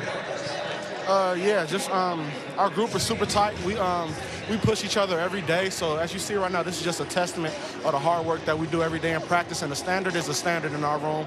No matter it's the first or the second group, there is no drop off. So we're just gonna keep giving them hell. And also shout out to all the mothers. Happy Mother's Day. We love you guys. We wouldn't be here without you. You guys are the rocks of our families. Hi, Mom. Love you. There's the smile. I mean, they were so vibrant in our meeting, but all business now, Jack. Hey, get them in between those lines, Zora. It's a whole different thing. And how about the catch, too? You had defense setting up offense. Bailey Gaither with the catch of the year so far in the USFL for my money. It's got this Pittsburgh offense cruising. Now it's set up with a 3rd and 1. But Gaither, how about him getting loose down the sideline? Oh, man. Beautiful catch. Capture, tuck, and I'm rolling. Billy Gaither. He didn't even think about using that left hand. He caught it in stride. Sure did. See me at the track meet. Handed off here, Madre London. London takes it into the secondary where he's brought down hard by Corian Ballard. Just lost his footing. Just lost his footing. He was trying to plant that foot, cut it, and get upfield. Corian Ballard make that tackle, but you're lucky for a second. If we had Madre London planted, it could have been different. You love to see that stick. I see Corian Ballard. Good stick. Way to lower the helmet, lower the shoulder pads. And both these running backs from Pittsburgh over 220 pounds. Heavy backfield as they fire here towards another big body. That's Stocky who made the grab, and he is Stocky, aptly named. Penalty marker comes out. Personal foul, roughing the passer. Number 95, defense. The play is under further review. We got a D lineman's worst nightmare here, Cam Jordan. Garrett Marino guilty. You're gonna have to show me because I'm against it. Yeah, so I take that back. Yeah, he knew better. Yeah. And everything means so much more in the red zone. Oh, we got another flag down. I mean, how hard is it to pull off, though? When you're running full speed, you know better, but when you see, like I said, when you get that blood in the water, you just go blind for a second. I'm just trying to put a hit out on somebody. Sometimes you pay the price. A defensive coordinator once told me, live on the edge, play on the edge, never hurt the team. So play as reckless as you have to in this game. You got to pull up, especially in a hit like that. Ball is clearly gone. Have to pull up. Pump the brakes. Get them next time. Do you ever go with the big push? Because I know you can't hit them and land on them now, but do you ever go with just the big push? Just a nice little shove just to let them know you're there? You have to be able to push and look away. You know, you can't, because a quarterback is the most likely to be a basketball player. He's going to flop quick. They do. You know, like any contact will flop, and sometimes without contact will flop. So quarterbacks are good, soft people. So you got to know that before you hit them. You got to let off. You got to walk away immediately like nothing happened. And they may get Trey Walker for taunting here. Let's see what he was doing. Was he defending his quarterback? Let's see how this played out.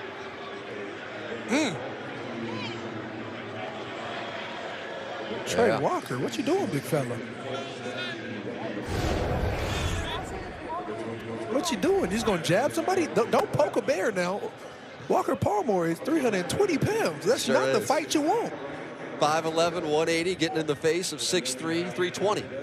That's he knows he has a helmet on. That's right. You don't do that. You know better.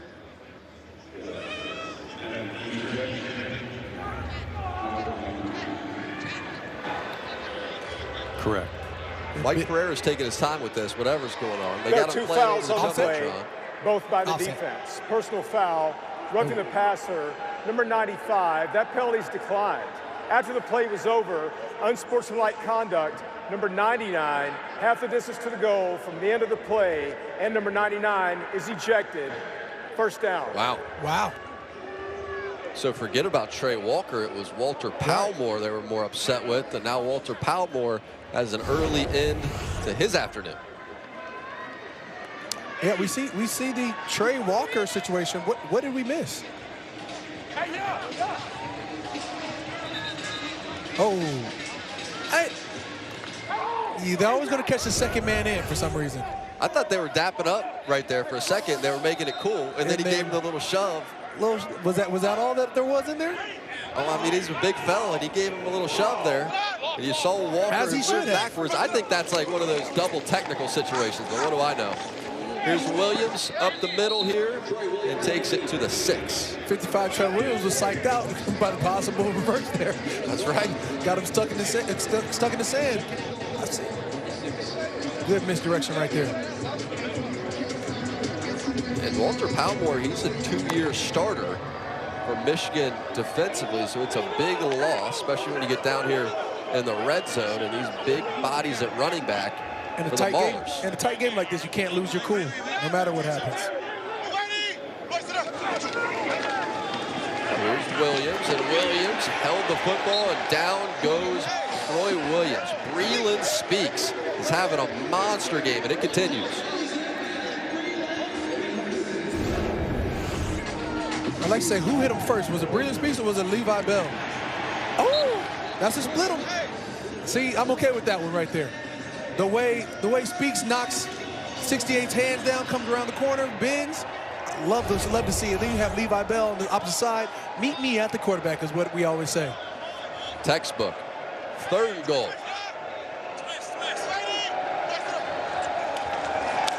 Troy Williams is flushed. Now Williams, eyes still downfield, will take off and run with it and take it to the 5. Go for this or kick it? Looks like they're going to kick it. Yeah, probably going to kick it. They got make it a comfortable lead.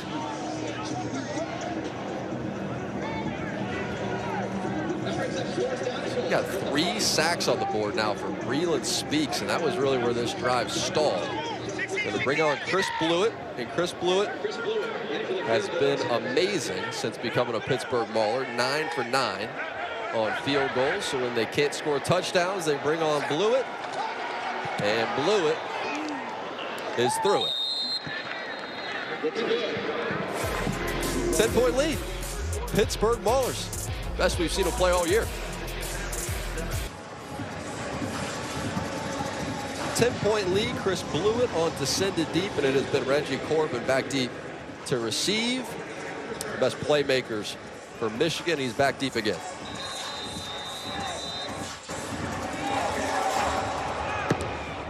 This Michigan team is desperate for offense. Here comes Reggie. And Reggie is swallowed up. So it hasn't only been the defense, it's been the special teams units and the kick coverage as well. So let's go to the Rocket Mortgage Replay Center. Welcome in Mike Pereira. So Mike, we had the ejection of Walter Palmore. Can you tell us what happened on that play? Yeah, I think you get this, probably the initial action there is something that we wouldn't want. And then I kind of thought, okay, let's let the whole thing go. But Palmore goes right there and spits on him. And that's what the official reported. He had the perfect look. And if you spit on a player, that's going to be an automatic ejection. So that's why he was sent to the locker room early. Mike P, good eye there. Couldn't see that initially. It looked like you had both sides that were the guilty party, but you noticed the spit right away. How'd you see that? It was a disrespect from Trey Walker. You're like, you know, Walter Palmore was minding his business. Trey Walker ran up on him and slapped him. You don't poke a bear. And to Walter Palmore's credit, he sort of let it go and then went back. You are going to get the second man caught. And he went for the spit. You saw the head duck down like you knew it wasn't natural. That'll make you wear a visor. Man, quick. 2nd 13 to the outside. It's incomplete, and coverage was Eli Walker. Pass never got there. 3rd and long. You ever see any spitting on the field in your day? Don't know what you're talking about. Never happens. We play with kind, polite gentlemen in between and off the field. Man. Gets in the ejection. So 3rd and 13, and they're sticking with Carson Strong. 30 seconds to play in this 3rd quarter, trying to find his wide receiver down the sideline. It's Joe Walker.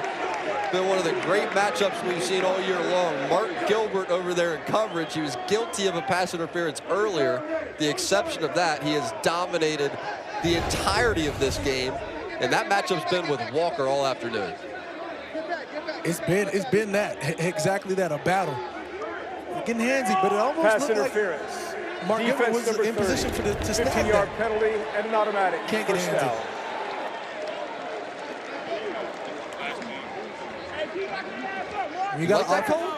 When you got an offense in a chokehold, what you can't do is mess it up and extend the drive. Do I like it? No, but do I understand it? Yes. Fine. So his 2nd pass interference called on Mark Gilbert. Though all things considered, if you're Coach Horton, I think you'll take both those penalties with all the success he's had besides them. Back to the run, Reggie Corbin, nowhere for Reggie to scoot. Reggie's dropped in the backfield. It's Christopher Okoye, tackle for loss. All right, wind down with this the 3rd big quarter. TFL. Yep. Big man with the big TFL. 320 pounds off the big TFL.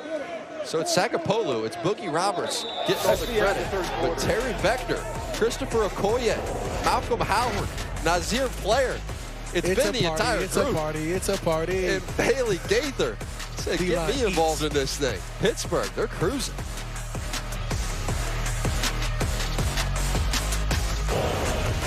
Oh, say, can you see by the dawn's early light what so proud? So we're out here looking for hidden superstars on the football field. We may have found a hidden superstar here with the national anthem as well. 14-year-old Lexi before today's game, and it's Kids Day here in Detroit, Michigan. Ford Field. How about this? I mean, the kids showed out. She said, you mind if I wild out real quick? Stood up and hit the national anthem in a way that you're going to resonate with. And for 2023 Detroit Boys and Girls Club, she is the Youth of the Year. Shout out to Boys and Girls Club. Amen. Been going since I was a kid. Got one in New Orleans. We're excited every time you partner up with them. 2nd and 12 here. Strong. Outside, Walker finally gets some space before he takes a hit. They lose the football, ball did come out. And the ball's in the arms of Dale Warren. Took a big shot after the slant, ball popped loose. Dale Warren said, give it to me. Another Maulers turnover. Come on, Joe. Got to hold on to that. Been battling Mark Gilbert all game. Finally comes up with one. First down. This defense is playing like the New Orleans Saints. Turnover. Need it. There you go. It was right in that little connection between Mark Gilbert colliding with what is Tizino. Look, say the first name. I always mess that one up. I don't want to mess that up on TV. But Tizino meeting Mark Gilbert created that fumble. We'd love to see it. And Tizino is a tackling machine. Man. And we had a great visit with him, too, before Mother's Day, of course, tomorrow. He said his mom keeps his stats. Yeah. Give my baby my tackles. That's right. She'll be on Twitter. She'll call it out. He said, honestly, she knows my stats. She knows my numbers better than the league sometimes. I have to call and say, hey, it actually was this because my mom's keeping the hand said stats I had at home. 8 tackles, not 6. Let's go down to Zora. The intercepting player was down by contact at the 50-yard line. First down, Pittsburgh. Jack, Tizino's mom, Kelly, has been keeping his stats ever since college. She says she watches her son's games and tallies his tackles, his sacks. A few weeks ago, you mentioned it, she tweeted that based on her count, the box score was missing a forced fumble and a pass deflection. Tizino says his mom keeps up with the numbers more than he does. I love that. And they're going to say on this one, though, that he was down by contact. Is that right? Or no, they're going to say that this is Pittsburgh ball. So they reviewed the play, and they're going to say it remains with Pittsburgh as this is tilted up into the air and diving for the football. Had Bailey Gaither the intended target, Josh Butler there, so football was knocked loose. Troy Williams couldn't set his feet. You saw Brilliant Speaks again. A big fold on Troy Williams. Came around the corner, popped him early. Almost created another big play. There's Speaks with the long arm outside capture. There he goes. Boom.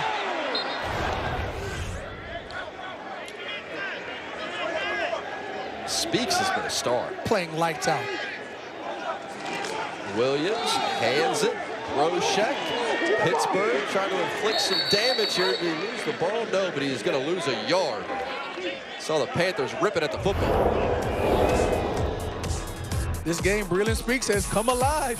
He was tied for sack leader. Now he is sole owner of USFL sack leader. And again, it's the effort for me. It's the getting out the stack. It's the penetrating the defensive, the opposite line and still getting through. TE games, round the corner, long arms. He's giving you a little bit of everything this game. Walking Troy Williams down.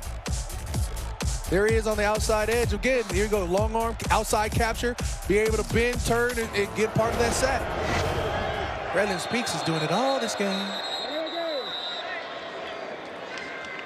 Prior to the snap, delay of game. Offense, 5-yard penalty, 3rd down. Gonna back them up, but it was Speaks and Sagapolu who were tied for the league lead in sacks coming into it. Tied. And you got the sense that that competition was going to be on. Breland Speaks has been tremendous. Now 7 sacks leads the league. They didn't even give him the half. They gave him the full thing. They did. They jumped from a 6.5 to a 7 real quick. Breland Speaks. I think they heard you on the half sack, and more penalties come out. 3 of them. A couple from the sideline. 1 from behind the line. Snap infraction. Number 58, offense. 5-yard penalty, 3rd down. Braden Patton, the center. And they're going nothing but going backwards after the turnover. You go 3rd and 1 to, what are they sitting at? 3rd and 12 at this point? Hate to see that on the opposite side of the ball. And on defensive side of the ball, they're looking like Big E right now. They're ramping up the crowd. They are loving every piece of this. Big E up on the Jumbotron. WWE superstar before a 3rd and 21.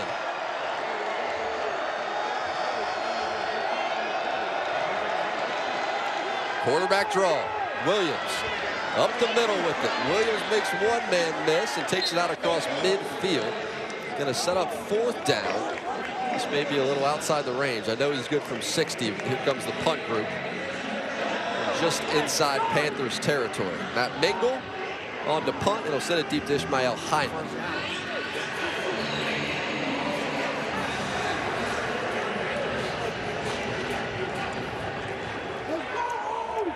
That was a nice bailout job by the Michigan defense after that quick change in the turnover. This punt is going to fly inside the 20, and they're going to mark it right there at the 12, out to the 15-yard line is where they'll mark it. Speaks wreaking havoc on a Saturday afternoon.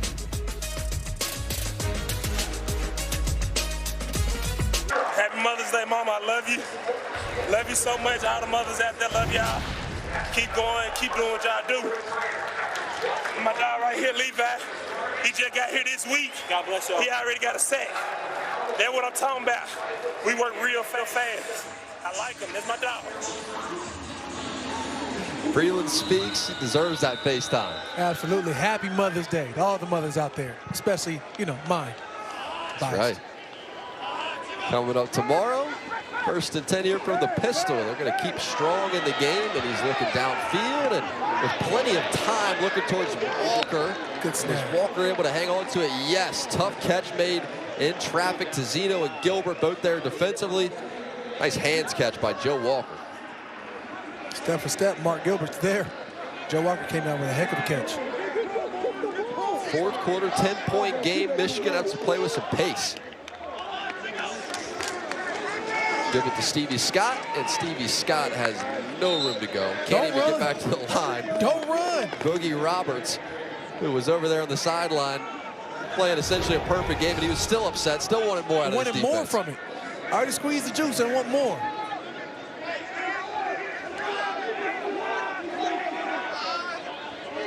That in between tackles is not working. You got to find some. Last time he had a breakout was Reggie Corbin bouncing right outside of the tackle. Got to start hitting that outside.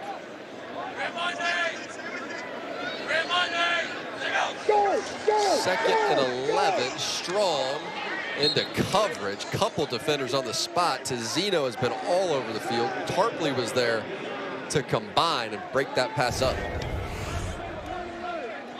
I'm looking at quarterback vision. you've got to be able to look off for safety because Tizino has been everywhere. Great hand placement. Tracking is amazing right now. 3rd and 11.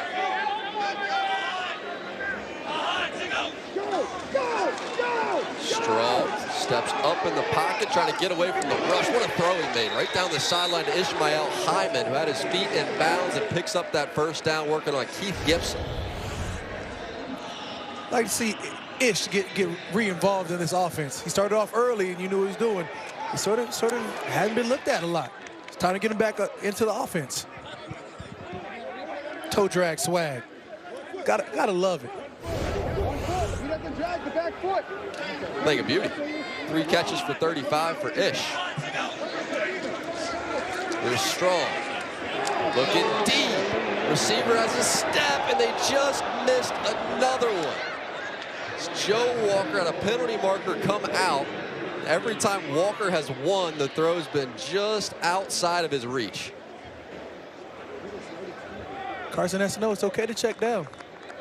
You had Stevie Scott in the flat. Don't be afraid to mix it up. You don't have to go deep every Illegal time. formation. Number 80 was covered. 5-yard penalty, first down. Guess it wouldn't have mattered. Cole Hicatini.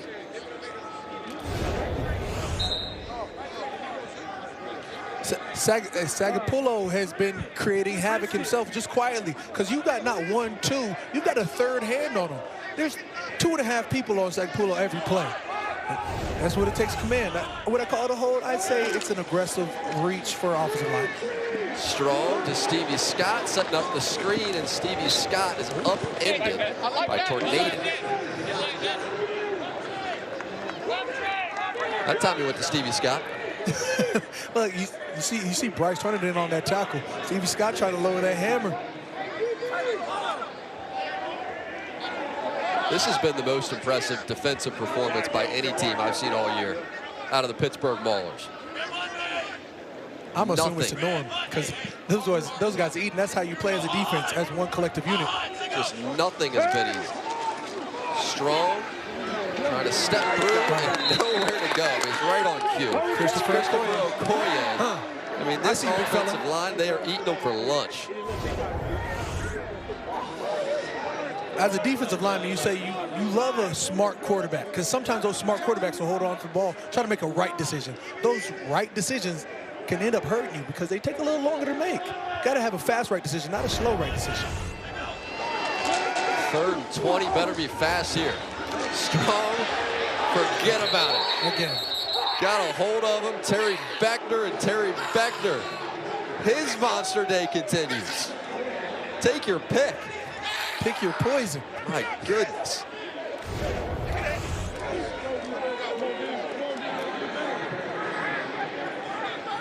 Look at big Terry Beckner. Been in the corner, big fella.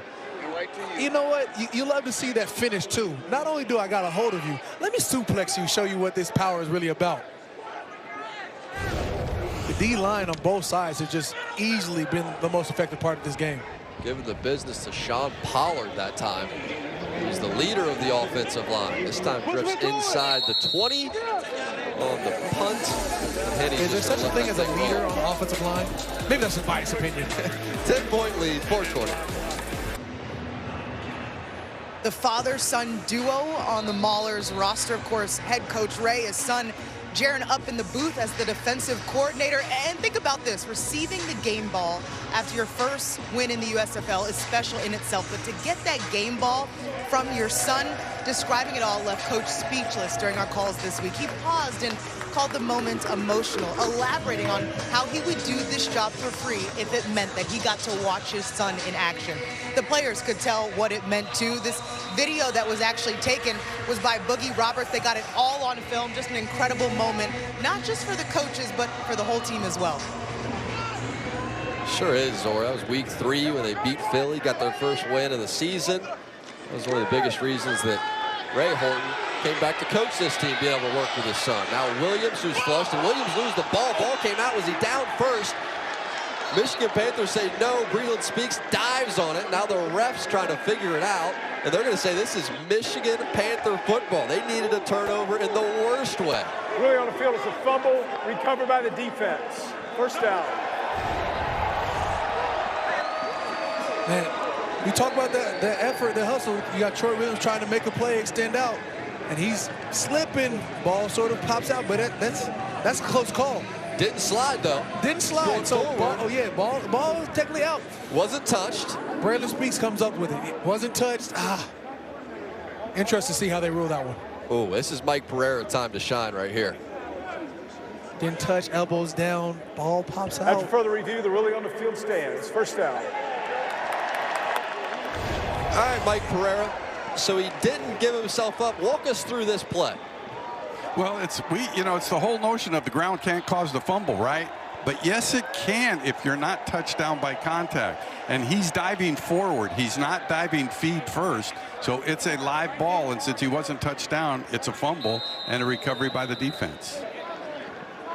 That's the right call. Probably even more reason there to slide for the quarterbacks. I guess you just saw the reason why.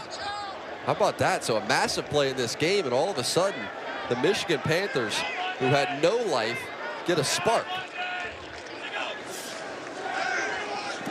Keep Strong in the game. Batted up into the air. Strong catches his own pass, and he loses a yard. First catch of the season for him, I guess.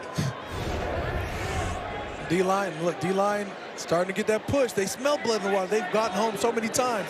And there you got Terry Beckner again. He's made his presence felt this game. Sacks, tackles, fumbles, pass deflections. What can he do? This offense has been traveling backwards. Strong, trying to get something moving forward. This time it's Ishmael Hyman. Need to get him a little bit more involved. Tackle made by Eli Walker.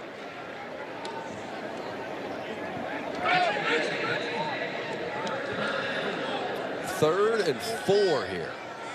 And a massive 3rd and 4. 7:20 in this 4th quarter. Second half, offense has been non-existent. Bring A.J. Richardson in at running back, and they split him out wide.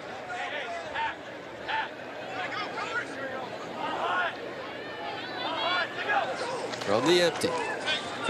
Strong, outside, caught by his tight end, and Ball's going to pick up that first down, working on Tornado.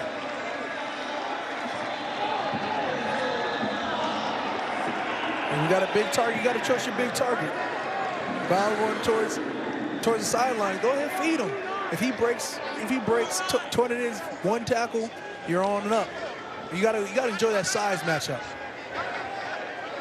4 grabs for Ball out of Ohio State. They get upset when you don't add that part.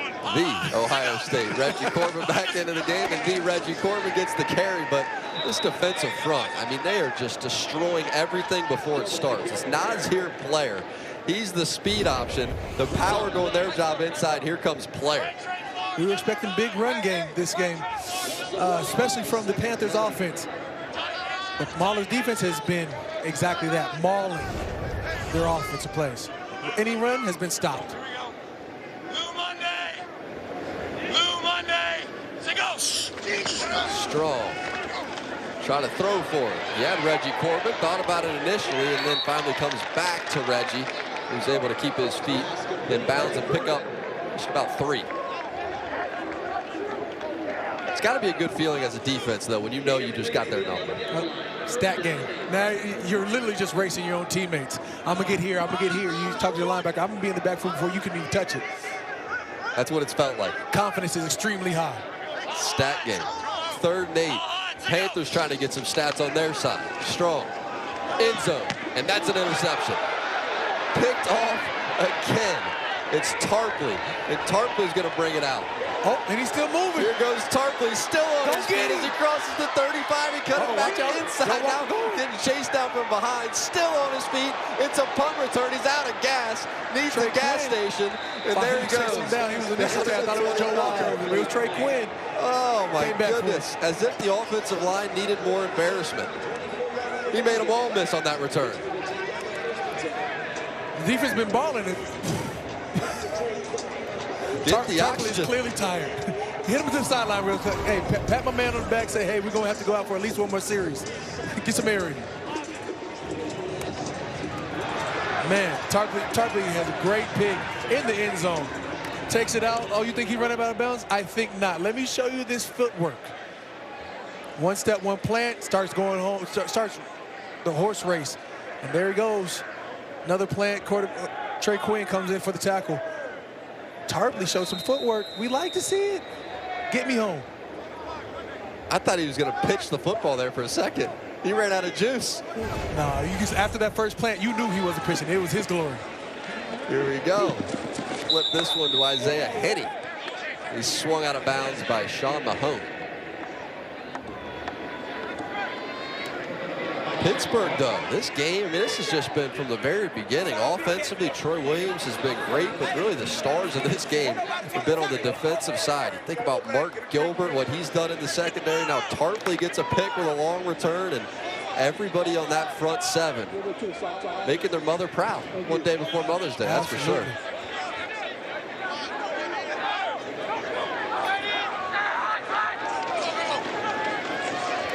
There's London, and London trying to gain that first down and put this game on ice. He's going to be just about a yard shy. Oh, yeah, let the emotions run high. Okay. Roger London, hey, there's been positive yards every time he touched the ball. Sort of like the way he's running downhill. Get vertical, get downhill fast.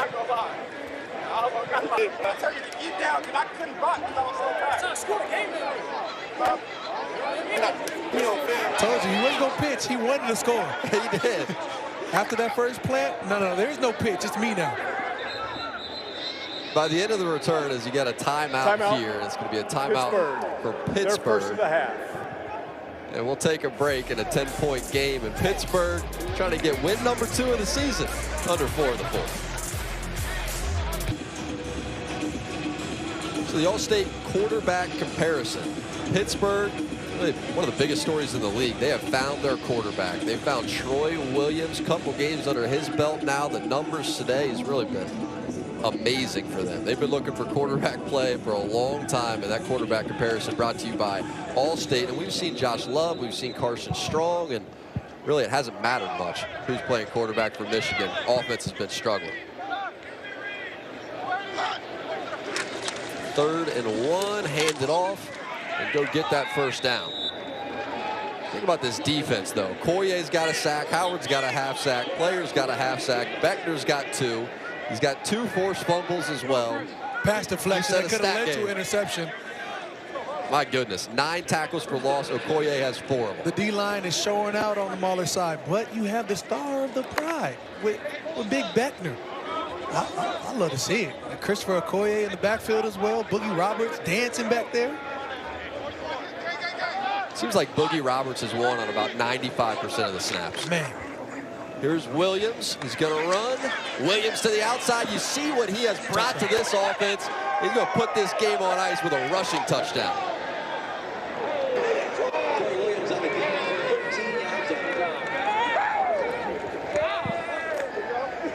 Probably the most excitement I've seen him out all game. He has been cool, calm, and collected his entire 4 quarters. I mean, that's the icing on the cake right there. There Troy Williams goes. Gets him with the option, keeps it. Starts headed towards the seams. Bounces outside. Out towards the numbers. You know you got space, and it's a foot race. Troy Williams winning that one. 59 rush yards and a touchdown as you have this one tipped up into the air. And Michigan going to get a chance for a return of their own. It's Mahone. Now he's going to cut it back. Still on his feet. Okay. Can we see a pitch? Let's have some fun with this. You got a penalty marker that comes out as this goes out to the 45. Flag came out back at the 30. A little push in the back. It was just a little push in the back. A little shove. I don't think it's going to matter anyways. During the return, illegal block in the 23-7. back. Number 5, return team. Penalties declined. The try is over. It's Frank Ginn to hustle and try to get a block.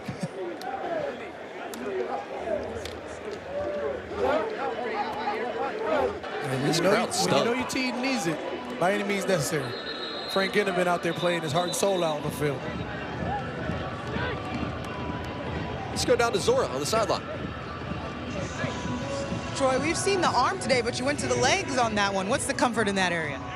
It's just, you know, me trying to exploit the defense as much as we can. You know, the offensive line been doing a great job today. We've been doing well on that play, and just, you know, just the aspect of, you know, driving down the field throughout the year. So, you know, that was just coach trusting us and putting the ball in our hands. And then you came over here and you hyped up your defense, number 2 with that interception. What did you think? Yeah, Big Trey, man, he's been great all year for us, making plays left and right. The defense collectively has done a great job all year. Coach Horton, you know, they've been dialing stuff up, so, you know, we're not surprised by that at all. 2 interviews today. That means you're doing something right. Oh, yeah, we got it. Looks like, you know, we're trying to close this out, and hopefully we can do it, you know, get back on the bus and get back to Canton. Thank you. Thank you. Zora, thank you very much. He's been doing everything right. Look at their running backs. Look at their run game. Both their running backs over 25 carries. Neither of them got over 100 yards coming into this game. Williams already had 148 on the ground and a touchdown coming in. Gets another touchdown as Blewett sends it deep in a 23-7 game. Reggie Corbin out to the 31.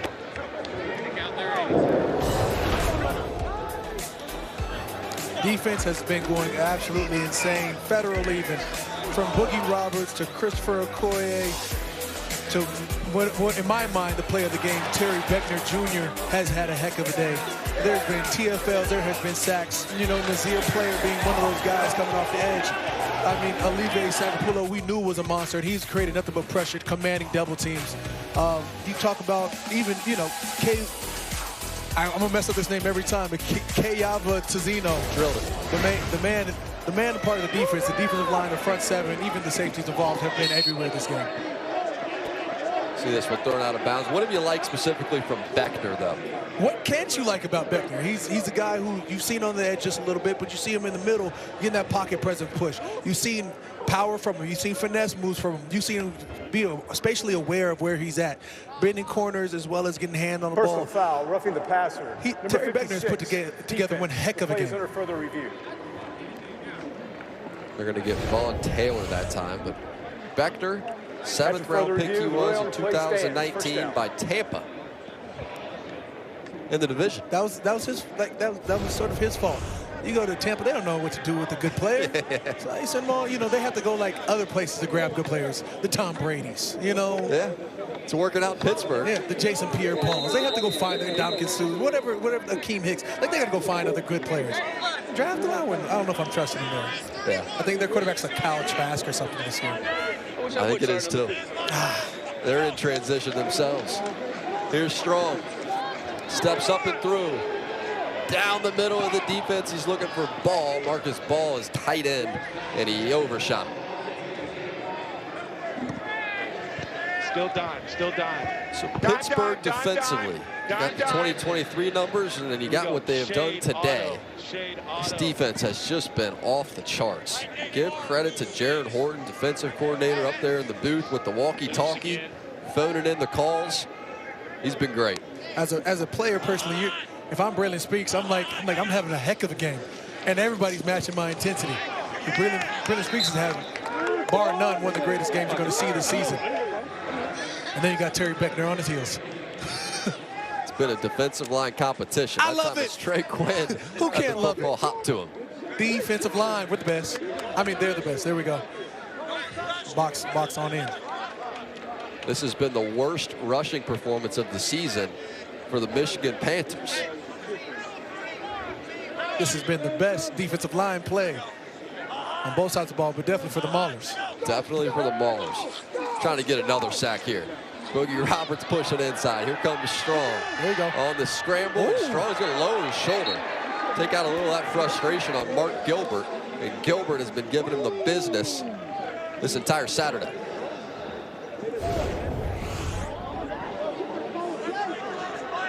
Oh yeah, lower the shoulder. You think I'm going out about something? No, I like my matchup. If I'm Mark Gilbert, I'm blaming the D-line too. I'm out here to cover. You guys out here make tackles.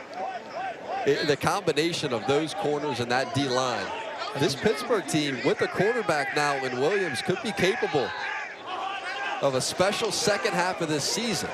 This time more penalty flags fly. This is something built off of. Did the defense have 12 on the field? Pittsburgh had 12 on the field. Maulers might have had more than you're supposed to.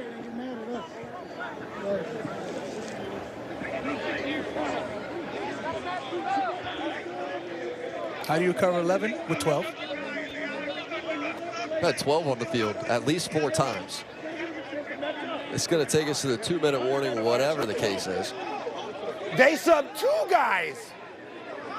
They sub 2 guys.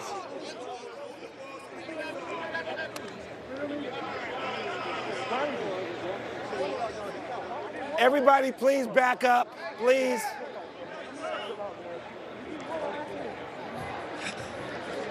He's frustrated. You heard everybody back up. He's frustrated. A lot more calm than my head coaches have ever been on a Saturday night. Maybe it's because it's Saturday. That's right. You know. He's fired up though. He's really been fired up the last few minutes of this game, and you would think finally getting some touchdowns, chasing down win number 2 of the season, there'd be some peace in his mind. But I think these penalties. It's the games that you're winning that you're going to catch more flack. It's the games that are tight or the games you're losing. You're going to catch a little, hey, guys, this is what we have to do. Once you're winning, coaches are in the clear to, like, fire you up. Oh, you think you're clean? No, you're not clean. This is what we need to clean up. Bogey was being just as critical. It's those type of games, the ones where you know you're balling, but the ones that you're like, I've got 5 tackles, 10 tackles. Yes. 2 sacks. You're like, but I could have finished the game with 14 tackles. I could have had, that many more TFLs. The defense was not afforded an opportunity to match the offensive substitution. The ball will be returned to the previous spot where we will replay 4th down with 2 minutes, 6 seconds on the game clock, and the clock will start on the snap. 2:06, thank you. So everybody had too many people on the field. Yes, and that was the point Ray Horton was making, so I think that will bring him some peace. Well, in other words, can you let time run out? Whose penalty is it then? If the 45-second runs out, base.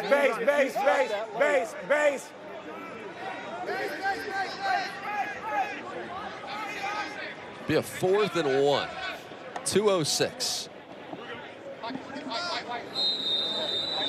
Stevie Scott in the game at running back.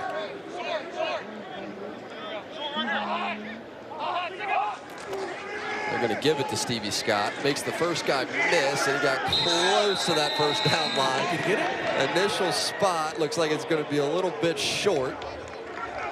And those referees will agree. It's going to be about 6 inches shy. Insult to injury.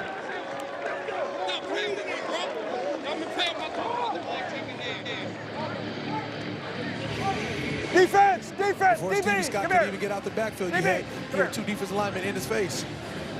He had to make 2 cuts just to try to get back to the line of scrimmage. It's not going to be good. You need to score twice, guy, all right? Because the go for 2. This schedule coming up for Pittsburgh, you see the frustration from Mike Nolan. They're 0 for 3 now on their home field at Ford Field here in Detroit, Michigan. The upcoming schedule, Memphis, it's a definite winnable game for them. Philadelphia has been a team that has struggled to start the year. They already beat Philly. That was win number 1. You got Houston and then another game against Michigan. They could get cooking. This Pittsburgh team, who was not very good in season number 1, has a coaching change. They bring in Ray Horton. They were 1-9 in season 1. So just by getting a win today, they would break that season total from season 1 by getting it to 2. Just because you don't start off that great doesn't mean you can't achieve greatness. Rolling feels confirmed. Maybe you have a slow start, but it's all about how you finish.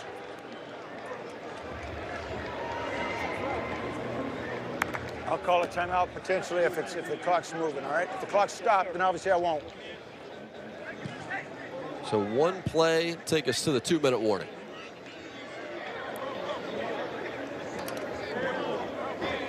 Is that a Justin Timberlake look like? Nope. You didn't see him on the sidelines? Talking to Boogie? Yeah, I did see it. I'm just saying. I did. That's a good eye.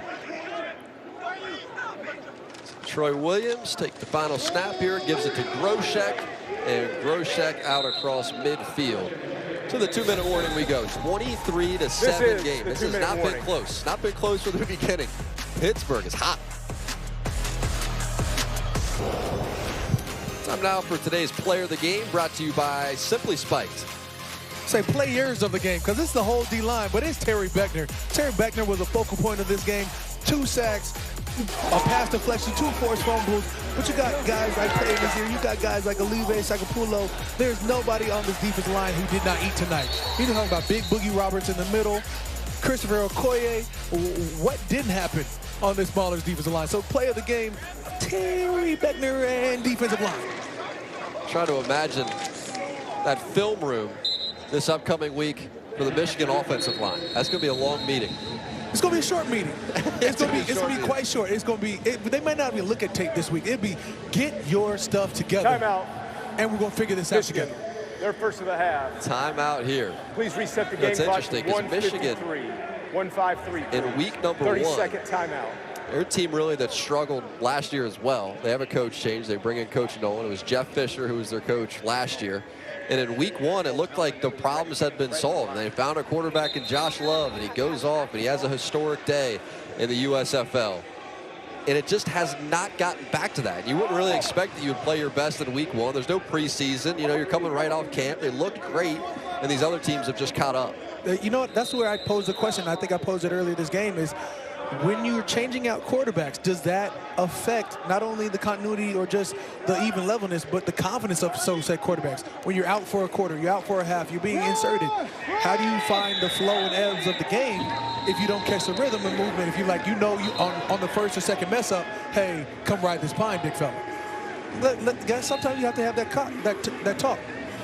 What am I doing? How am I going to go? And then on the other side, you've got Troy Williams, who came in and sort of taken over. Timeout, Michigan. Their second of the half. 30-second timeout. Please reset the game clock to 150, 1503. So that got it going, and then Isaiah Henney, that touchdown. Red zone struggles, forget about it. Man, I mean, what Troy Williams has been able to do with his feet, the way he extends those plays, the way he's really made the Michigan's defense uncomfortable with being able to stay in the pocket, as well as when he does roll out. He's making electric plays. You're looking at a quarterback that you're trying to figure out, but you can't figure out. And that's when you see Troy Williams be most effective. Look at those stat line, 15 for 19. Effective. And it's funny, too, because you have to give credit to Boogie Roberts even for their quarterback position, because Troy Williams actually went to the same high school as Boogie Roberts, Narbonne High School in Harbor City, California. Another player who went there was Trey Walker, but they all go to the same high school, and they're looking for a quarterback. You know, Josh Love is released, and he winds up being the quarterback on the other sideline with Michigan. So they have a vacancy at the quarterback spot as we have a timeout here. And they go to the coach and they're like, hey, I think I know a guy. He goes, you got to call Troy Williams. And Boogie just stayed in the coach's ear, stayed in the GM's ear. Eventually they give Troy Williams a shot. Boogie, the GM, the personality, and the superstar. The GM and person. Yeah. Hey, you know what? Nobody's going to fight harder for you than when your boys. Bring them on in. And now look at them. They're going to have a great Mother's Day tomorrow. It's facts. Get a nice Saturday to celebrate.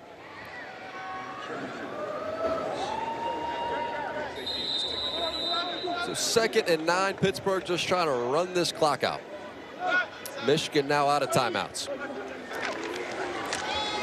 And effectively. I mean, might I add, we expected this type of run game from Michigan. Yep. And here we are. Pittsburgh's got over 100 yards on the ground. Didn't see that one. Because they have these running backs. There's nobody in the backfield. It's really an interesting design of the offense. It's not big at all at the wide receiver spot. The tallest guy is 6 foot, 188 pounds. The running back room really looks like fullbacks. 220 pounds, 220 pounds. So they're these big, bruising running styles. And then Troy Williams has brought them this elusive element at the quarterback position, and it's made everything work for the first time. Now we'll see if they can't build off of that after this week. Rochette, nowhere to go. Oh. Get emotional at the end of the game. We got a high-intensity game. Nobody likes losing. How about losing at your home field, too? Those got to sting even more. Hate losing, period. At my home field, it's probably even that much more disrespectful. Because you don't get a plane ride. You know, you're right at the crib. They've lost 3 times. It's 3 in a row inside Ford Field now. Come here, Dave. Come here, Dave. You know, we were talking to Breland Speaks about that. I was like, you know, what's it like when you got your Michigan Panthers gear on, you're walking around in the community? He's like, it was really awesome. First couple of weeks, everybody was giving us pat back. These last couple of weeks, though, it hasn't quite been the same. They want to see us win. Live game. Offense. Breland Speaks. 5-yard penalty. No facial hair. 4th down. Next couple weeks, you might see a beard. The way this is going. Maybe a little stress. You can see the stress right there.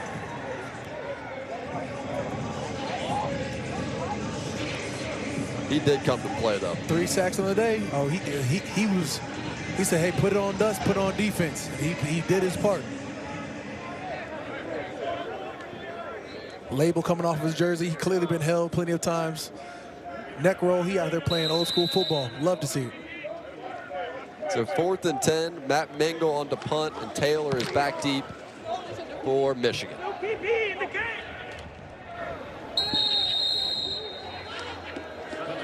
Into the end zone, and this offense gets to come onto the field one more time with 14 seconds to play. What's the best part about a performance like this for a defense, though? When you get back in the locker room. We must be talking about Pittsburgh. Oh, yeah, talking about Pittsburgh. Yeah, absolutely. I mean, you get back to the locker room, and you make that the new norm. You make that the new standard. You don't get overly high and exalted upon what you just did. You say, hey, that was great. I love what we did this week. Now, that is our new standard. We know we can create turnover. We know we can get to the quarterback. That should happen each and every week. And if they have a run game, we should be able to shut it down because we just shut down the league's best. So you make that the new standard. You get excited about what you've done, but you get maybe more excited about what you will do in the future. So it's 23-7, the final. The Pittsburgh Maulers have arrived. USFL season number 2, getting themselves the dub. Coming up next on USA, the race to survive Alaska for Cam Jordan, Jack Collinsworth, Zora Stevens, and our entire crew. Thank you for watching the USFL from Detroit, Michigan.